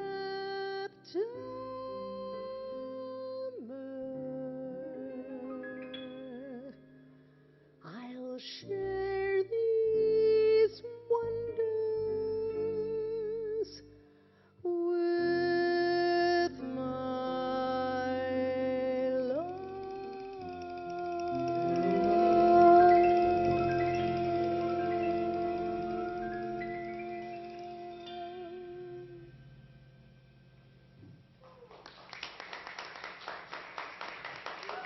Bruce Bradley, Eric Jones. Thank you. Okay, my students, I teach at the University of Virginia and at the College of William and Mary, virtually, of course, right now. But they're great students. They're not music majors. They're like, I don't know, scientists and brilliant neuroscience and all this kind of. But they love to sing this song, and I've never sung it, and I've always wanted to. It's kind of about mean women. I don't know. That's kind of in these days. I don't know why. But anyway, it's called Hard-Hearted Hannah. You know this song. But now that I'm here in Savannah, I got to do it. Okay. 1, 2.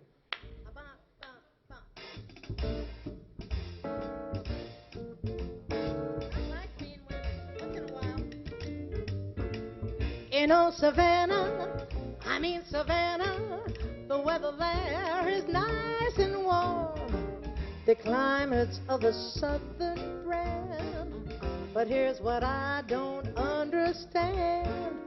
They got a gal there, a pretty gal there, who's colder than an Arctic storm. She's got a heart as cold as stone. Even icemen leave her alone. They call her Hard-Hearted Hannah, the vamp of Savannah, the meanest gal in town. Leather is tough, but Hannah's even tougher.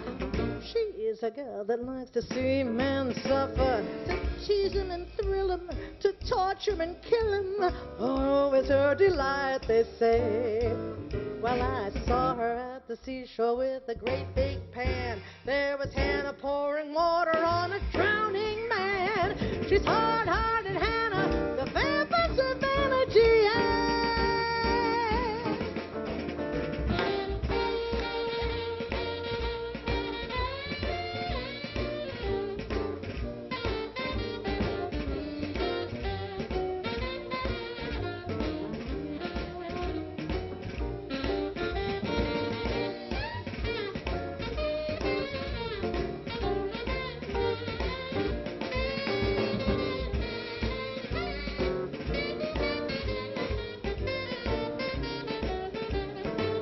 They call her hard-hearted Hannah, the vamp of Savannah, oh, the meanest girl in town. Talk of your cold, refrigerated mamas. She is the polar bear's pajamas. To torture and thrill them, to tease them and kill them. Oh, that's her delight, they say. An evening spent with Hannah sitting on your knees is like traveling through Alaska in your BVDs. She's hard-hearted Hannah, the vamp of Savannah, G.I. Ooh, she's cold.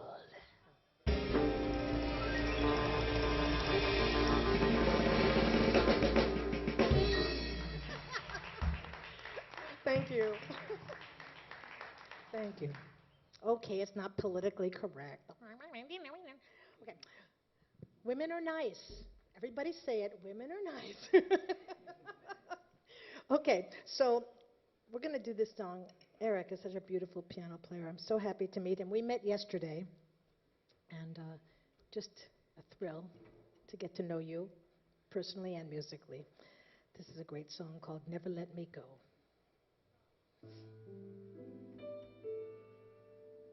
Turn up that phone. Sell.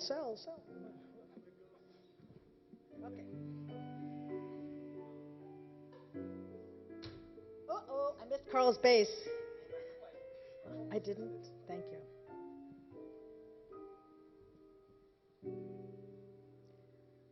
Never let me go. Love me much too much. If you let me go, life would lose its touch. What would I be without you? There's no hope for me without you. Never let me go. I'd be so lost if you went away. There'd be 1,000 hours in a day. Without you, I know.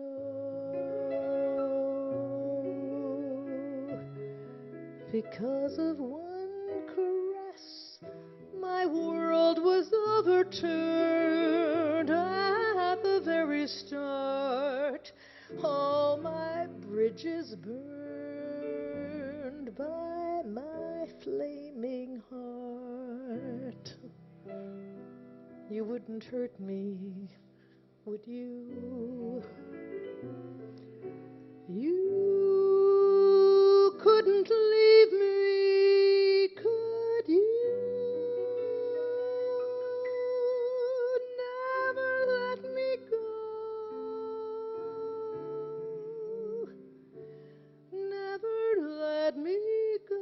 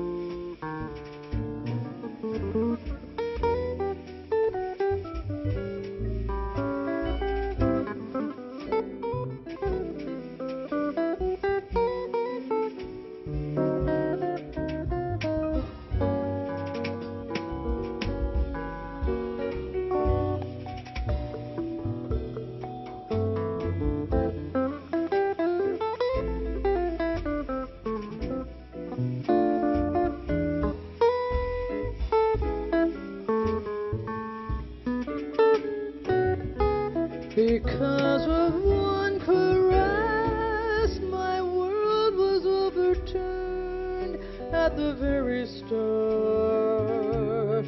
Oh, my bridges burned by my flaming heart. You wouldn't hurt me, would you? No, you wouldn't leave me, would you? Never let me go. Never let me go.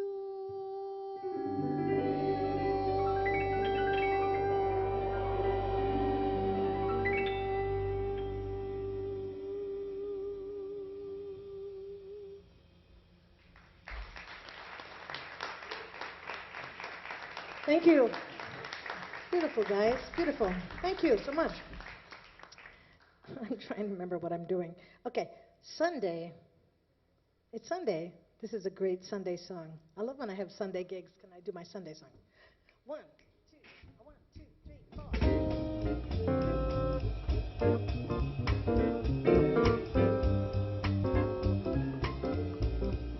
4. Well, I'm blue every Monday, thinking about my Sunday, that one day when I'm with you. I cry all day Tuesday, I sigh all day Wednesday. Oh my, how I long for you. Then there's Thursday, it's so long it never goes by.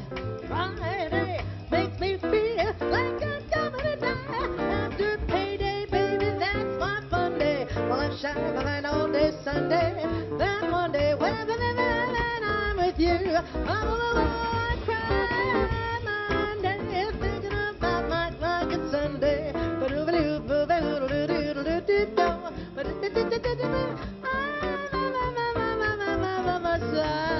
Wednesday, oh my baby, how I long for you.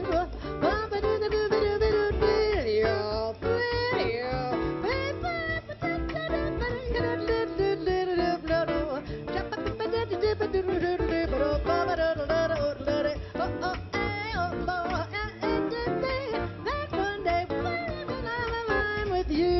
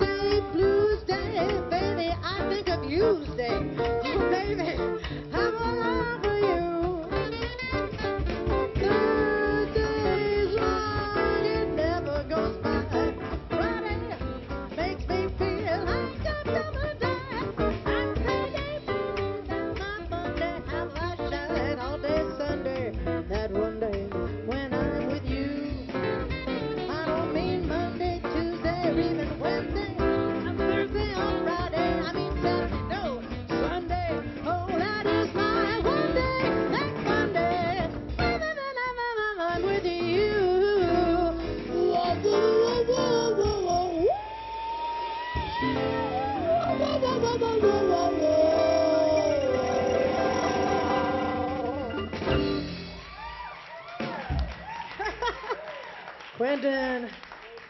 Thank you. Thank you. We have fun. When you have fun, we have fun.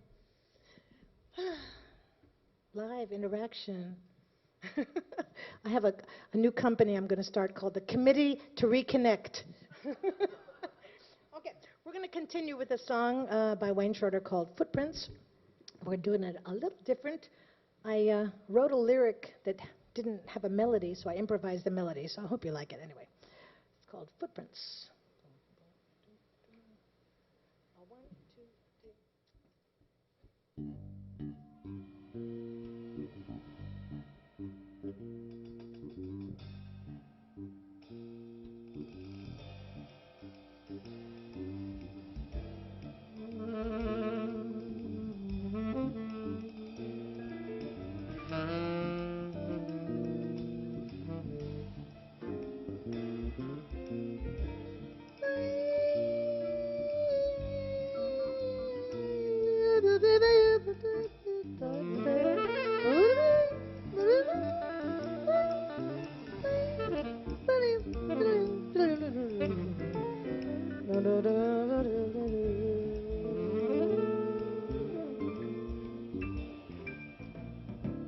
Gone is the summer, and with it went my lover.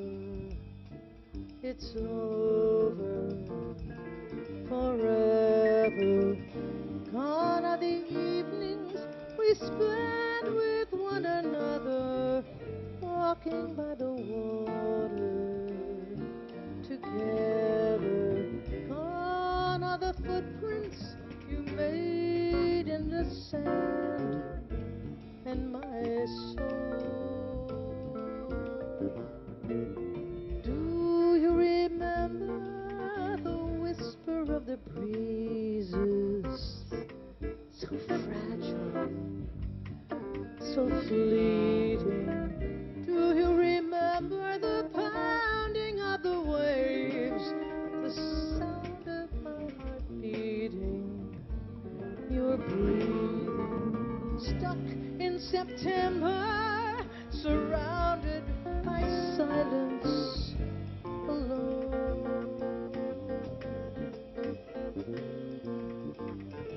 I'm walking by the beach in the daytime, counting the grains of sand.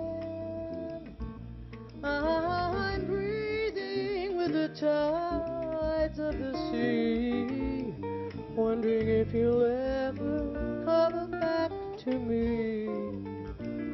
With each ebb and flow, I try to learn if you go, will you return? The bitter salt, the stinging sand, I try to hold on, but the grains of sand slip through my hand. How the sea can turn so angry. Oh, the blue can turn to gray. Once we made footprints, how could I know they'd be washed away?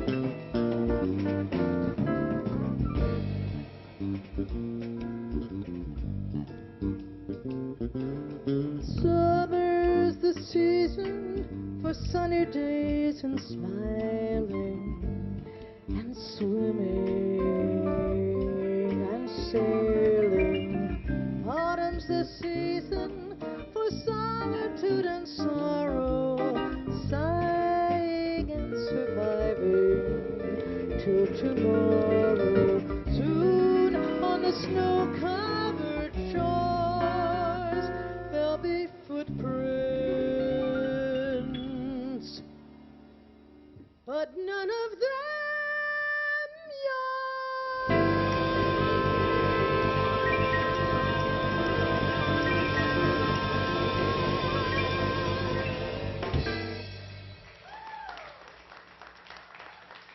Carl Kimmel at the bass. Thank you. Thank you, thank you. Thank you so much. Well, one of the reasons I got the job working with John Hendricks was because Judith, his wife, when she was interviewing us, asked what our birthday was. And I said August 29th. And she said, oh, perfect. Charlie Parker's birthday. And John Hendricks was a Virgo, and I'm a Virgo. And the other two members of the group, Judith, his wife, and Bob Gerland, were, I think, Aries, something like that. Anyway, so she said, perfect, perfect, perfect. Oh, Cancers. Two Cancers and two Virgos. So that was one of the reasons I got the job. The other was because at 26, I actually had some rhythm and some bebop knowledge because I was living with Howard O'Brien, who was one of the great jazzmen and played with Oscar Pettiford and all that. So John was like, how come you can do this at 26? I said, well, I'm living with Howard O'Brien. He goes, oh, okay. So we'd like to do a tribute to Charlie Parker. This is a lyric by Bob Dorough, who was a very close friend. We lived in the Poconos for a while in Pennsylvania, and he wrote this lyric. So here's Yardbird Suite, and we're going to feature the amazing Jody Espina. Yeah, sorry? What? Really? Uh-oh, okay. Okay. 1, 2, 1, 2, 3, 4. Hey, jazz fans, I'm talking to you. I hit the song up and you'll all find out the man who wrote the Yardbird Suite. Leave you no doubt, tell you about Charles Yardbird Parker with his name, the facts. He was famous in history. A sax for his act. His improvisation was miraculous. A mastermind of rhythm was he. Well, he blew notes that nobody had ever heard before. Till then, blew as ain't ever been. So often true as Junior seems to do. He suffered his life through. Forgive us the Yardbird Suite. Well, because he never stopped blowing. When he had the miserable woes, he seemed to form his own. Makes a person lose, and if you never know what being let out could be. Well, he knew that blowing happy music gonna set him free. He blew and blew and blew and blew and had the changes, had the sound, he had him long before we knew when he was just a boy in Kansas City. So pretty. After he came to New York town, one of the local jazz to listen in admiration. It was long before his new sounds were around the nation, and Bird deserves the credit for the stimulating renaissance of jazz. It makes us very happy to announce a goodly portion of his best works recorded. So have a treat, hurry up and get yourself some Yardbird Suite. Blow.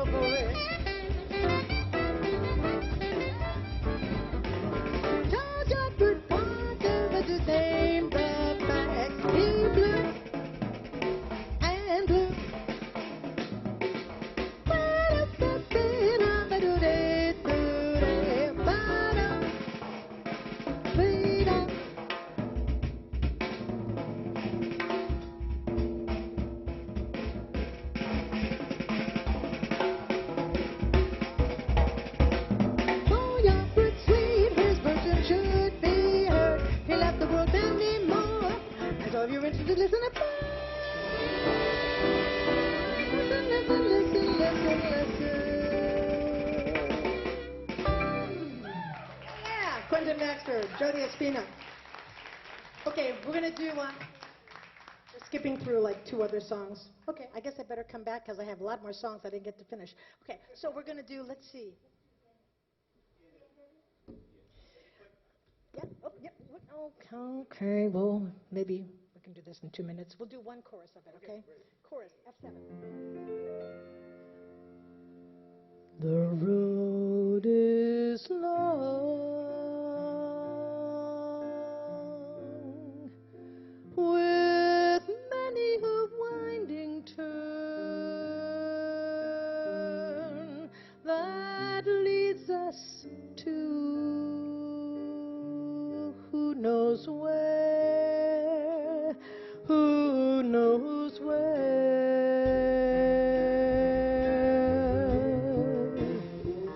But I'm strong, strong enough to carry him.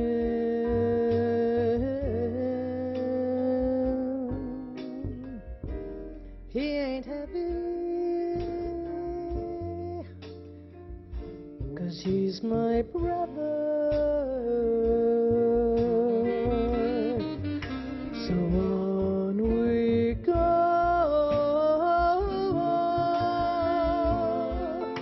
His welfare is my concern. No burden is he to bear. We'll get there.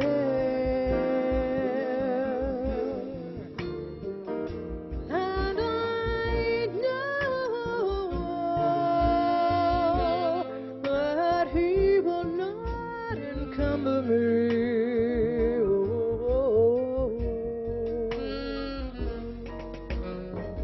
He ain't heavy, 'cause he's my brother.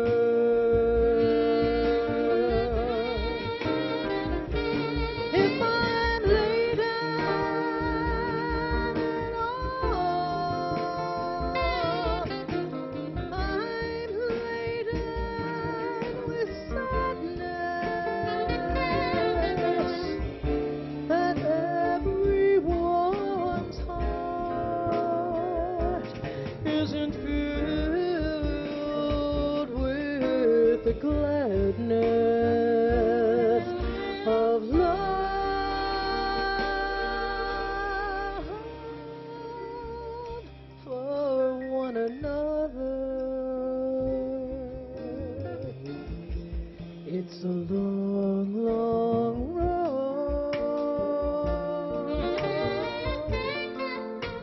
from which there is no return. Oh, while we're on our way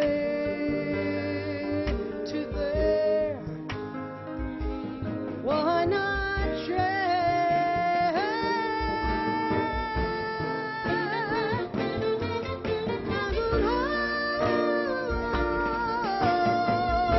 Love doesn't weigh me down at all.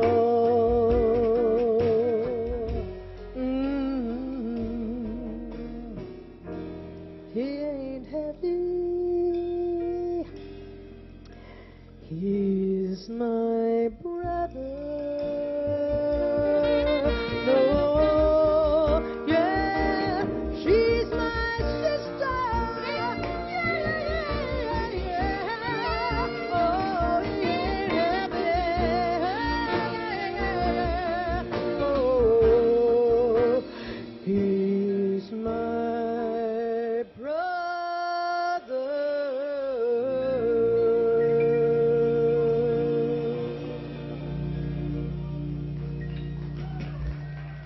Thank you so much. We'll take you out with the blues. Jody Espina, Bruce Bradley, Quentin Baxter, Carl Kimmel, Eric Jones. Just do a quick blues around. One, two, three.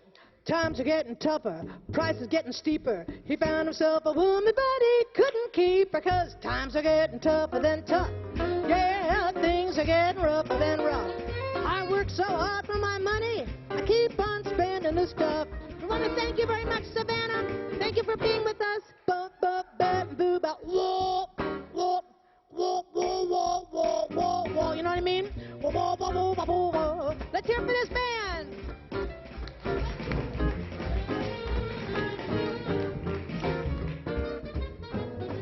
Yeah, times are getting tougher than tough.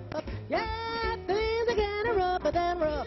Oh, times are getting tougher. Things are getting rougher. Times are getting tougher than tough. I work so hard for my money. Keep on spending this stuff. Whoa, whoa, whoa, whoa, whoa, whoa, whoa, whoa, whoa, whoa. Thank you, Savannah. Savannah Jazz wants to know what you think and a little bit about you in our online survey. The more surveys we get, the more Savannah continues to support us because they show us how you feel about our festival. Visit savannahjazz.org/survey for the short survey and help us keep our support from the city of Savannah.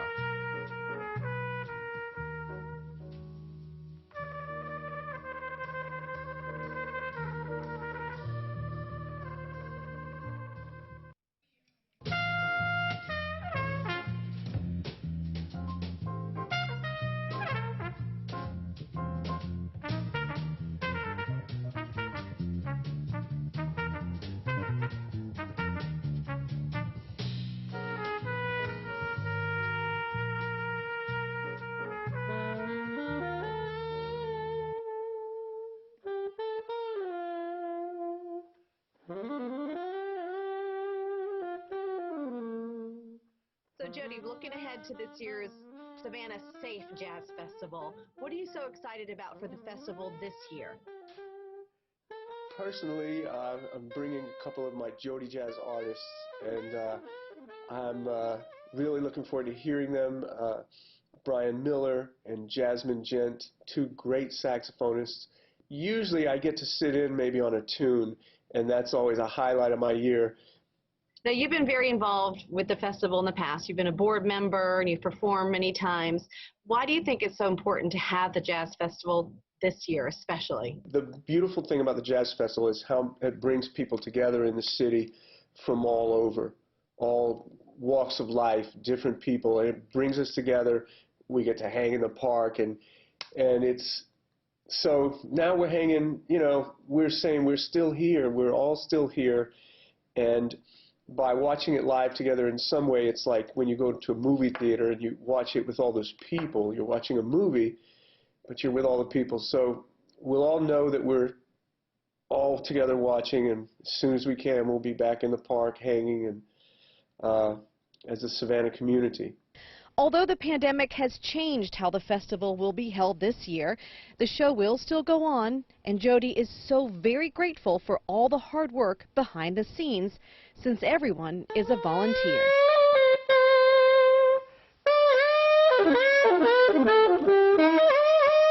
As for his Savannah business, Jody Jazz, that's known around the world for making mouthpieces, he also feels very fortunate right now.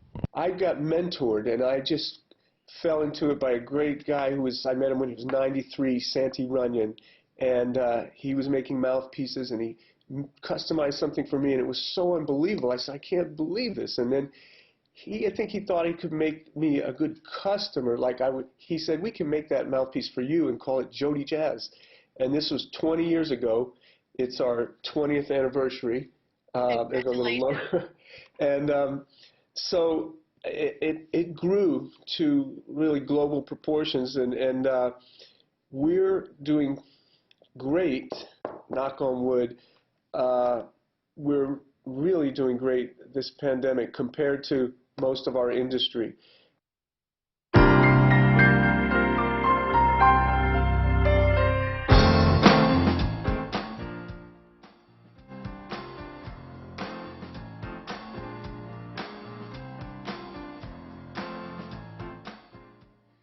We are just a couple of minutes away from more live music here at the Savannah-Safe Jazz Festival 2020. Please find your seats at this time. And while you're doing so, take the time to fill out one of our surveys about the festival. The information we gather is vital to showing the city of Savannah and other funding organizations just how much of an impact this festival has on our community, and encourages them to continue providing funding that keeps us going each year. Live music just a couple of minutes away. Please find your seats. Thank you.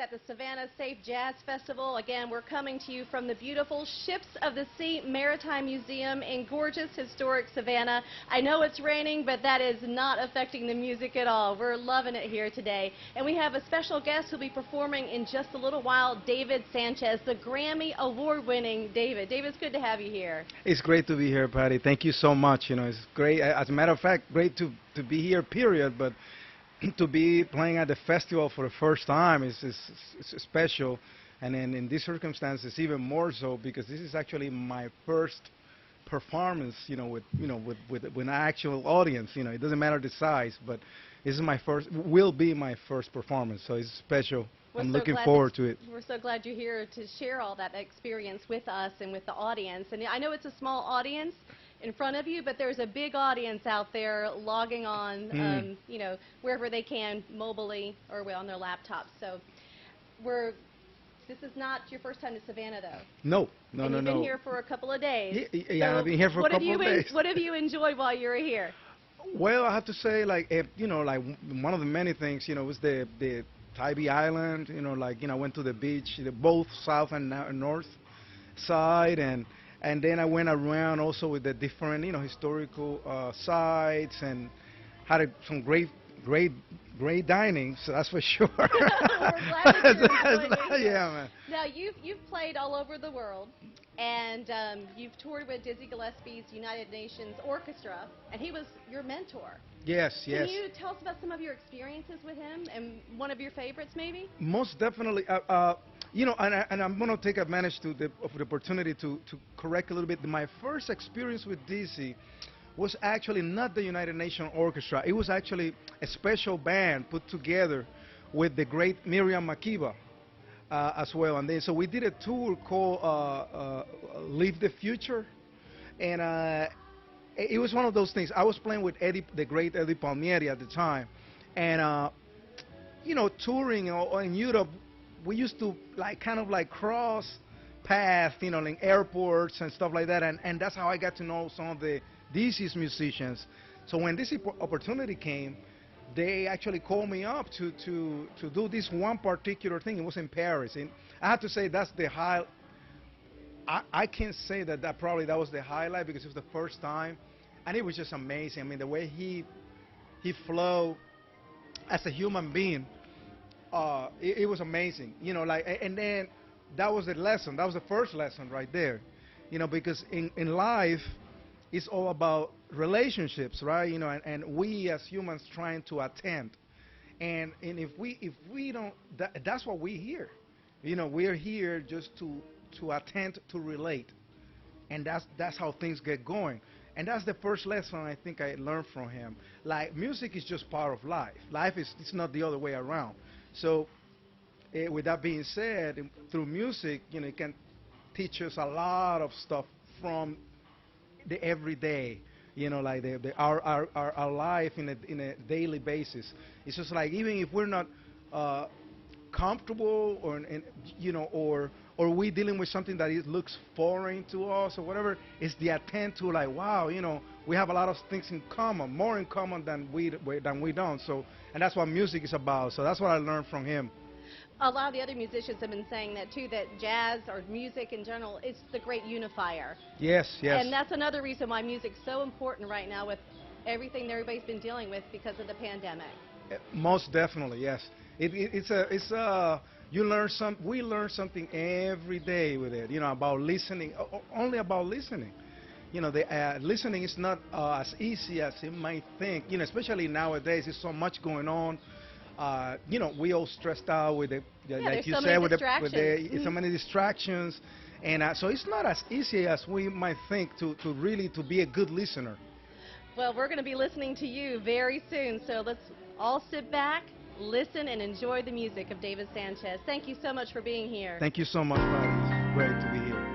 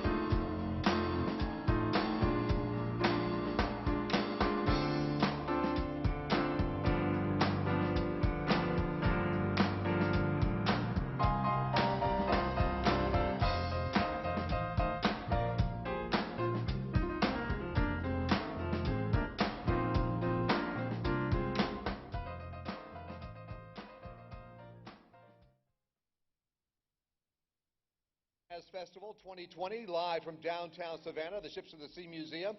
Thank you for joining us. It's been a wonderful day, wonderful evening of jazz, wrapping up on the 5th night of the Savannah Jazz Festival. We want to thank everybody who's here joining us, everybody at home who's watching. It's a great experience of great music at a time when we really need to feel some live jazz music in our lives. We need to thank the City of Savannah for its continued support for the festival, as well as our area Ford dealers and WSAV for making it possible to broadcast live to you in your homes.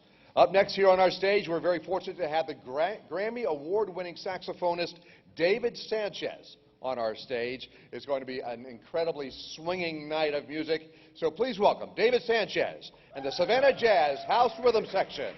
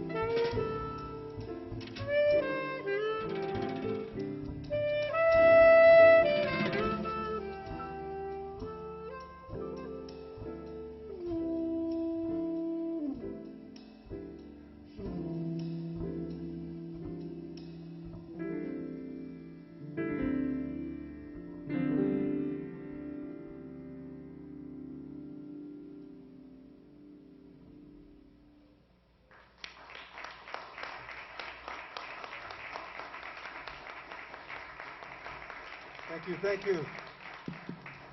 Thank you so much. It's great to be here, really indeed. I was just telling the guys before that it's a true blessing to be here. You know, I never have taken for granted, you know, any opportunity I have the chance. Can you hear me with this mask? Yeah? No? Okay. I don't take for granted any time I have the opportunity to share, you know, something, music, you know, anything really. But now more than ever, because there are all these crises and, you know, struggles and all that stuff, you know, being here is a true blessing. So thank you so much for being here too, you know, as well, you know, first of all, you know, yes. And true blessing to be with these unbelievable musicians, you know, I mean, it's incredible. It's the first time we ever played together. So, you know, so, yeah, I'll clap to that. Yeah. You know, all of them, you know, it's, you know, I know Kevin probably the longest, but it's great to play with all of them. You know, please give a hand to Mr. Kevin Bales on piano, Kevin Bales.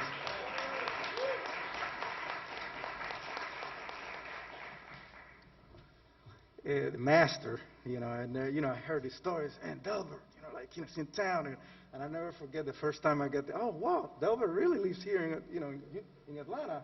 You live in Atlanta, right? Yes, you know, first time I said, oh, so it's true, you know, and man, it's great to be for the first time, you know, to be playing with him. It's a true honor. Delbert Felix on bass.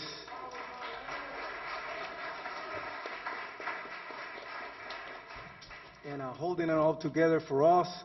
Also, the very first time we actually meet. Man, you know, so many great musicians all over the place. But man, I did, you know, in the South also, it's like one left and right. You see all these great musicians. And it's great to be playing with him tonight. Mr. John Lumpkin on drums. John. Yeah. So, you know, we're just going to play around a little bit. I'm not going to talk anymore because we have very limited time. And, you know, hope you enjoy. You know, we play an original composition. It's called Mirage. And some of this music is a part of my latest CD. It's entitled Carib. You know, we had the nomination also for the Grammy. It was a blessing to be able to do that. And the second song, this one you heard, is a really short but really beautiful song that I always like, Miles. And it's called Tio. And this next composition is also a part of that latest CD that I told you, Carib. And it's under Ropadope, the label. And this one is entitled, it's another original, and it's entitled Canto. Hope you enjoy it.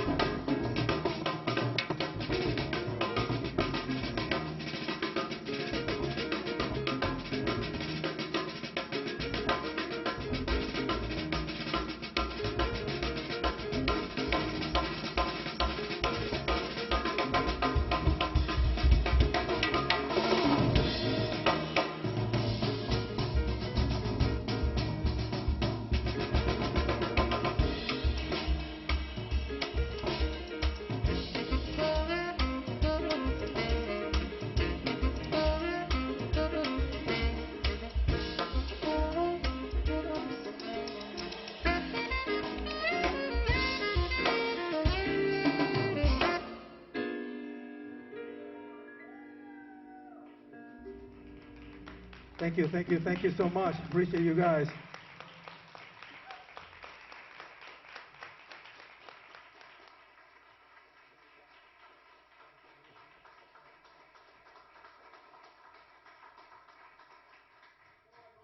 Savannah Jazz, a nonprofit organization formed to help jazz thrive in Savannah. Savannah Jazz offers 10 free jazz shows for members each year. Savannah Jazz is opening the Savannah Jazz History exhibit in May. However, the music won't continue to play without supporters. Join or donate to Savannah Jazz.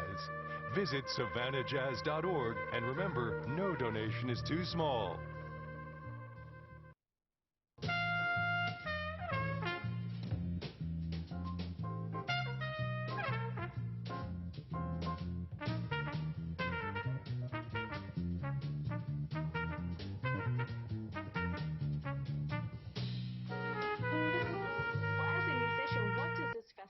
Mean to you, and why is it such a great opportunity for folks in Savannah to be able to enjoy this? I know it's a little different this year, but it's still, I mean, fantastic music. Well, jazz is really the great, authentic, and truly original American art form. And so it's really important in, you know, the decades that we've had jazz in the background of American music, that at least once a year we make sure that people recognize the real roots of American music and present this genre. And it's a really broad range of music. You know, jazz, you ask 100 people what jazz is, you'll get 100 different answers. To some they think Dixieland, others it's stride piano, it could be funk, bebop, cool jazz, contemporary jazz. Everybody has a different idea of what jazz sounds like. So the real goal here is to get a broad range of musicians together, play music from as many genres as we can fit in, and as a musician, it's really important for me to be able to represent the style of jazz that I play and share the stage with other artists who play the same kind of music. So I'm assuming we're going to see a lot of your guitars on the stage. Well, probably no more than one at a time. And often I try and bring in artists from Benedetto. We have most of the top jazz guitar players in the world play this brand of guitar. Music is so needed right now with everything that everybody's going through in this world. What do you think this performance, the Jazz Festival, will mean just to uplift people's spirits or connect them in a way we haven't been able to be connected? Well, I think it's a really important part of our legacy and an important part of the cultural experience in Savannah. And I'm thrilled that the City of Savannah and Cultural Affairs folks agreed to go along with it this year. It's, you know, maybe the first festival that's actually able to take place on as grand a scale as we're able to do this. So I think it's important to the people of Savannah to be able to have access to it. I think it's important to the City of Savannah to be able to project it far beyond our borders. I think a new and really exciting beginning to the post-COVID, the post-pandemic world of live music and how Savannah stepped up.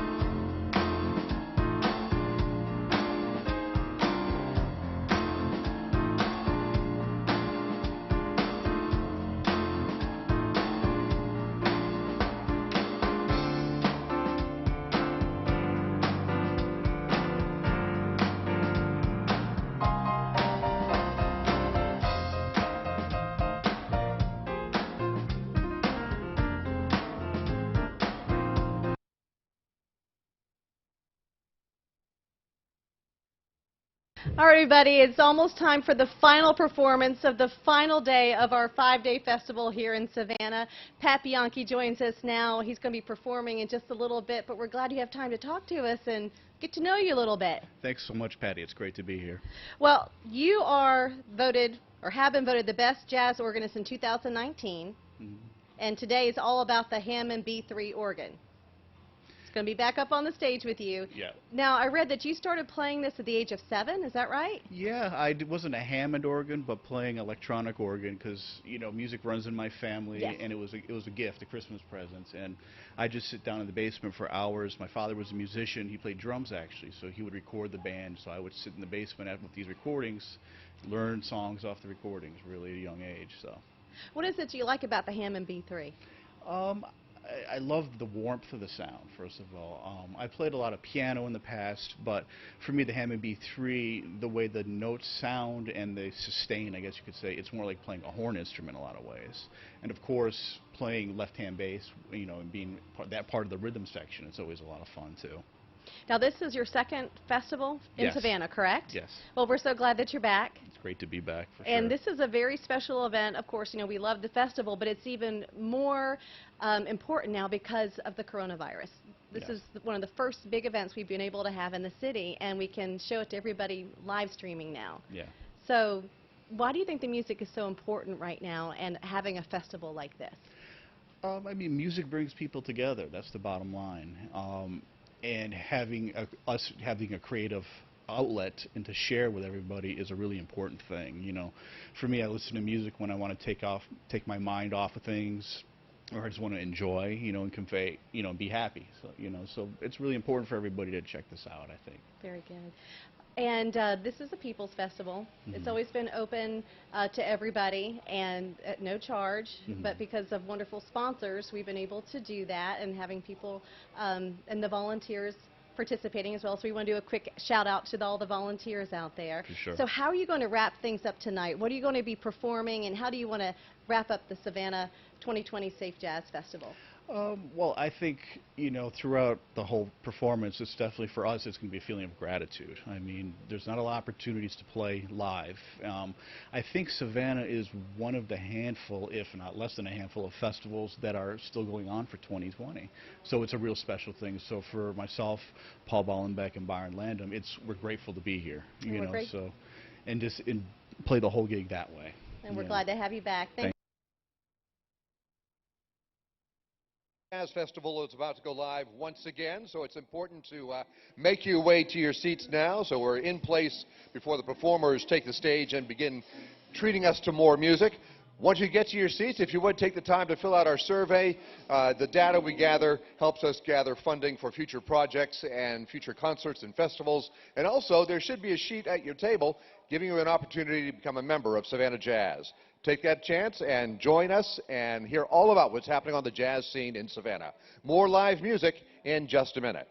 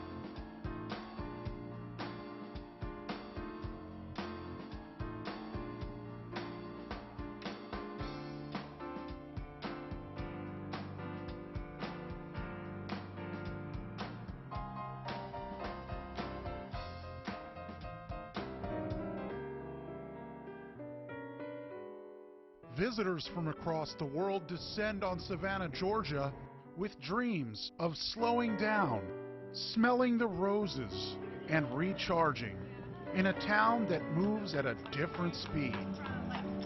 And while you could spend an afternoon strolling through shady squares or taking in the summer breeze meandering through moss-covered live oaks. One of my favorite ways to relax doesn't involve walking at all. Good evening, ladies and gentlemen, and welcome aboard the Georgia Queen. This is the Georgia Queen, an impressive 230-foot, 3-story replica riverboat, which can carry 1,000 passengers eager to step back in time to the days when life along the Savannah River revolved around stern wheelers. Security call. The Georgia Queen is preparing to drop lines to get underway from City Hall Landing. The Georgia Queen features 3 grand ballrooms, 15,000 square feet of dining area, and an open-air top deck that's bigger than an NBA basketball court and just as fun. I was mostly into sailboats. Captain James Peters is at the helm today. Visiting Savannah, this is probably the best package deal for a family. Bet you we cost about the same as a movie. Really a once-in-a-lifetime opportunity for people to come out on a historic boat like this. I was reading different reviews on just what to do in Savannah, Georgia, and everything about what they said about this boat. They said the tour is amazing, and I could see why. We saw the big container ships. We're on the Savannah River. It's like being on the Mississippi. The food here is great. That's thanks to executive chef Jamie Carver. Look at those beautiful ribs, man. Collard greens and sweet potatoes. And his 3 kitchens aboard the Queen. He puts in a lot of work feeding 1,000 guests and takes a lot of pride in what comes out of his kitchen. Customers love our food. They love our shrimp and grits. We're known for our fried chicken, and I'll put a $100 bill against my fried chicken against anybody here in the city. Then there's the sunset, which is the perfect capper. The bright orange, the red, the pink, the orange going all the way through the skies. And seems to bring out the romantic in everyone. So whether it's the land, the water, or the sky, you'll appreciate the good side of the city when you hitch a ride on the Georgia Queen.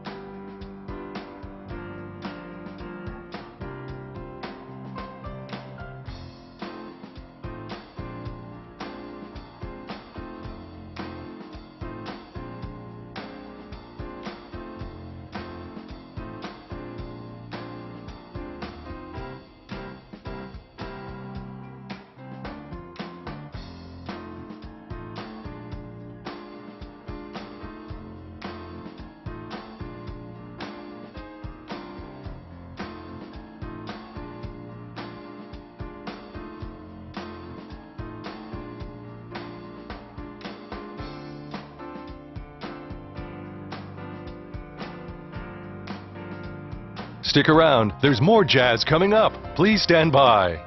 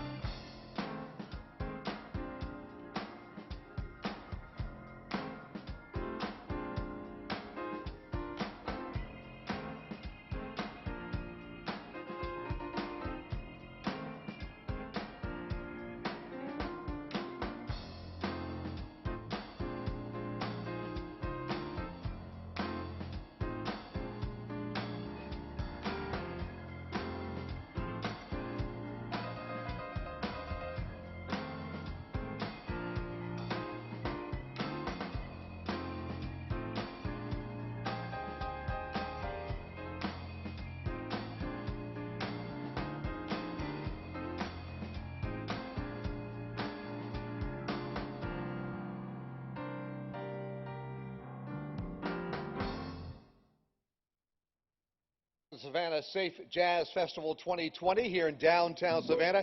Thank you for joining us near and far. Near, we hope you're enjoying it. Far, we hope it's the best jazz you've ever heard. It's a great festival. This is the 5th and final night of our festival, and this is our final performance as well. We want to thank our sponsors, the City of Savannah, who has been with us from the very beginning of the Savannah Jazz Festival and followed us throughout our many years of bringing you music and is a tremendous supporter, and we wouldn't be here without the City of Savannah. In addition, we want to thank our Area 4 dealers and WSAV Television, which is making it possible to stream this 5-day festival to you at home. Up next on our stage, we have a Grammy-nominated organist. He's been voted the best organist in New York City. His name, Pat Bianchi. Please welcome the Pat Bianchi Trio.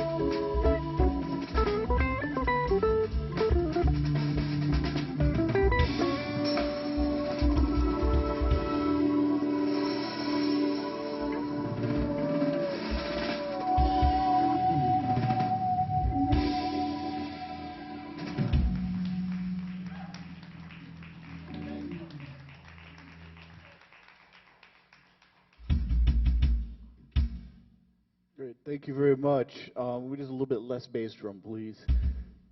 First, let's hear from Mr. Paul Bollenbeck on guitar. The incredible Byron Landham on drums.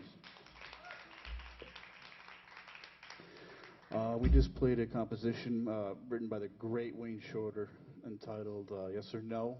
And we continue now with a favorite tune of mine written by John Coltrane, and this is called 26-2.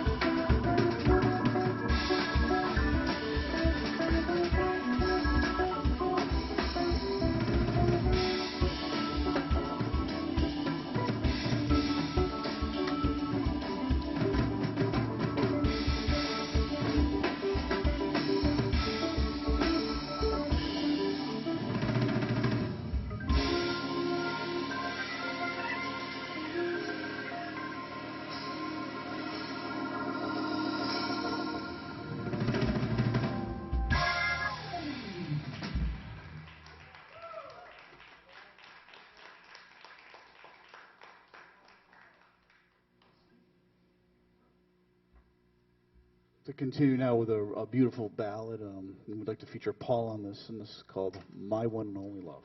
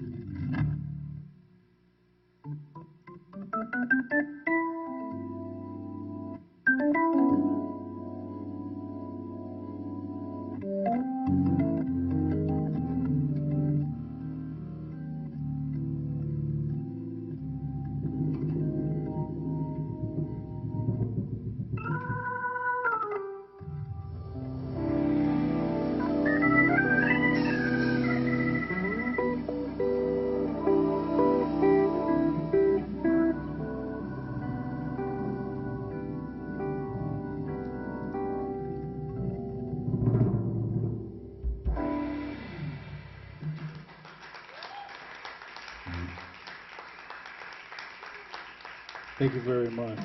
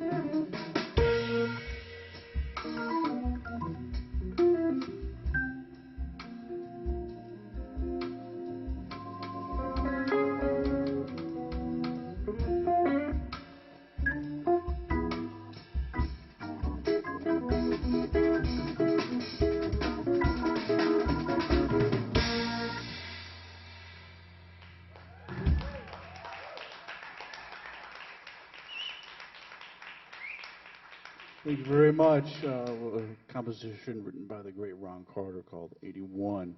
Again, let's hear for the incredible Byron Landham on drums. Paul Ballenbeck on guitar. Yours truly, Pat Bianchi on organ. Thank you so much. I'm trying to figure out what to play. Here's an old standard. I had recorded this with Byron on my first recording years and years and years and years ago, and it's a standard favorite of mine to play, and this is called Nobody Else But Me.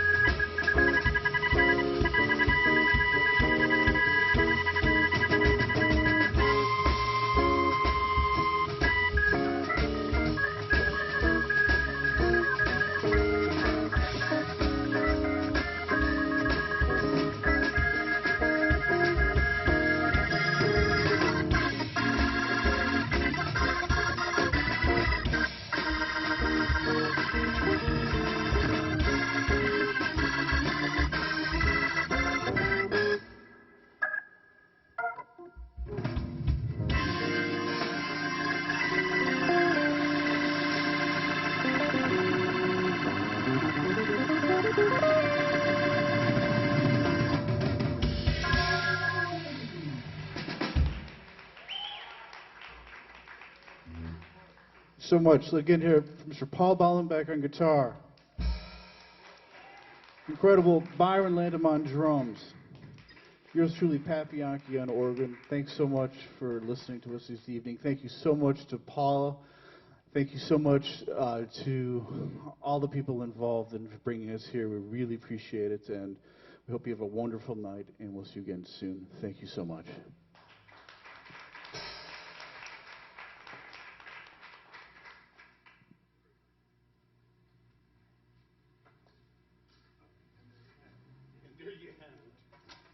All right.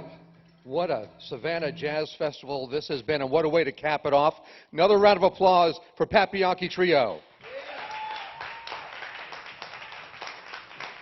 In what's been a difficult year, we wanted to make sure we were able to bring music, true music, to as many people as we possibly could. And the Savannah Jazz Festival was, in a way, put in jeopardy when we were faced with so many obstacles this year. But the director of Savannah Jazz, Paula Fogarty, and the president of the board, Howard Paul, found a way to bring jazz to everybody through a virtual concert, keeping everybody safe during difficult times. We want to thank all of our volunteers. We want to thank the Ships of the Sea Maritime Museum. Their generosity cannot be measured. Without their cooperation and partnership, we wouldn't have been able to have this concert or this festival this year. We'd also like to thank Capital A Productions and WSAV for their technical expertise in making this a concert we were able to send around the world. Also, the City of Savannah, Area 4 dealers, and Minor Wines, Jody Jazz, so many sponsors that have made this event possible. We thank everybody for staying with us and hope you enjoyed the jazz. We're bringing it back to you again next year. Savannah Jazz lives on. Have a great night.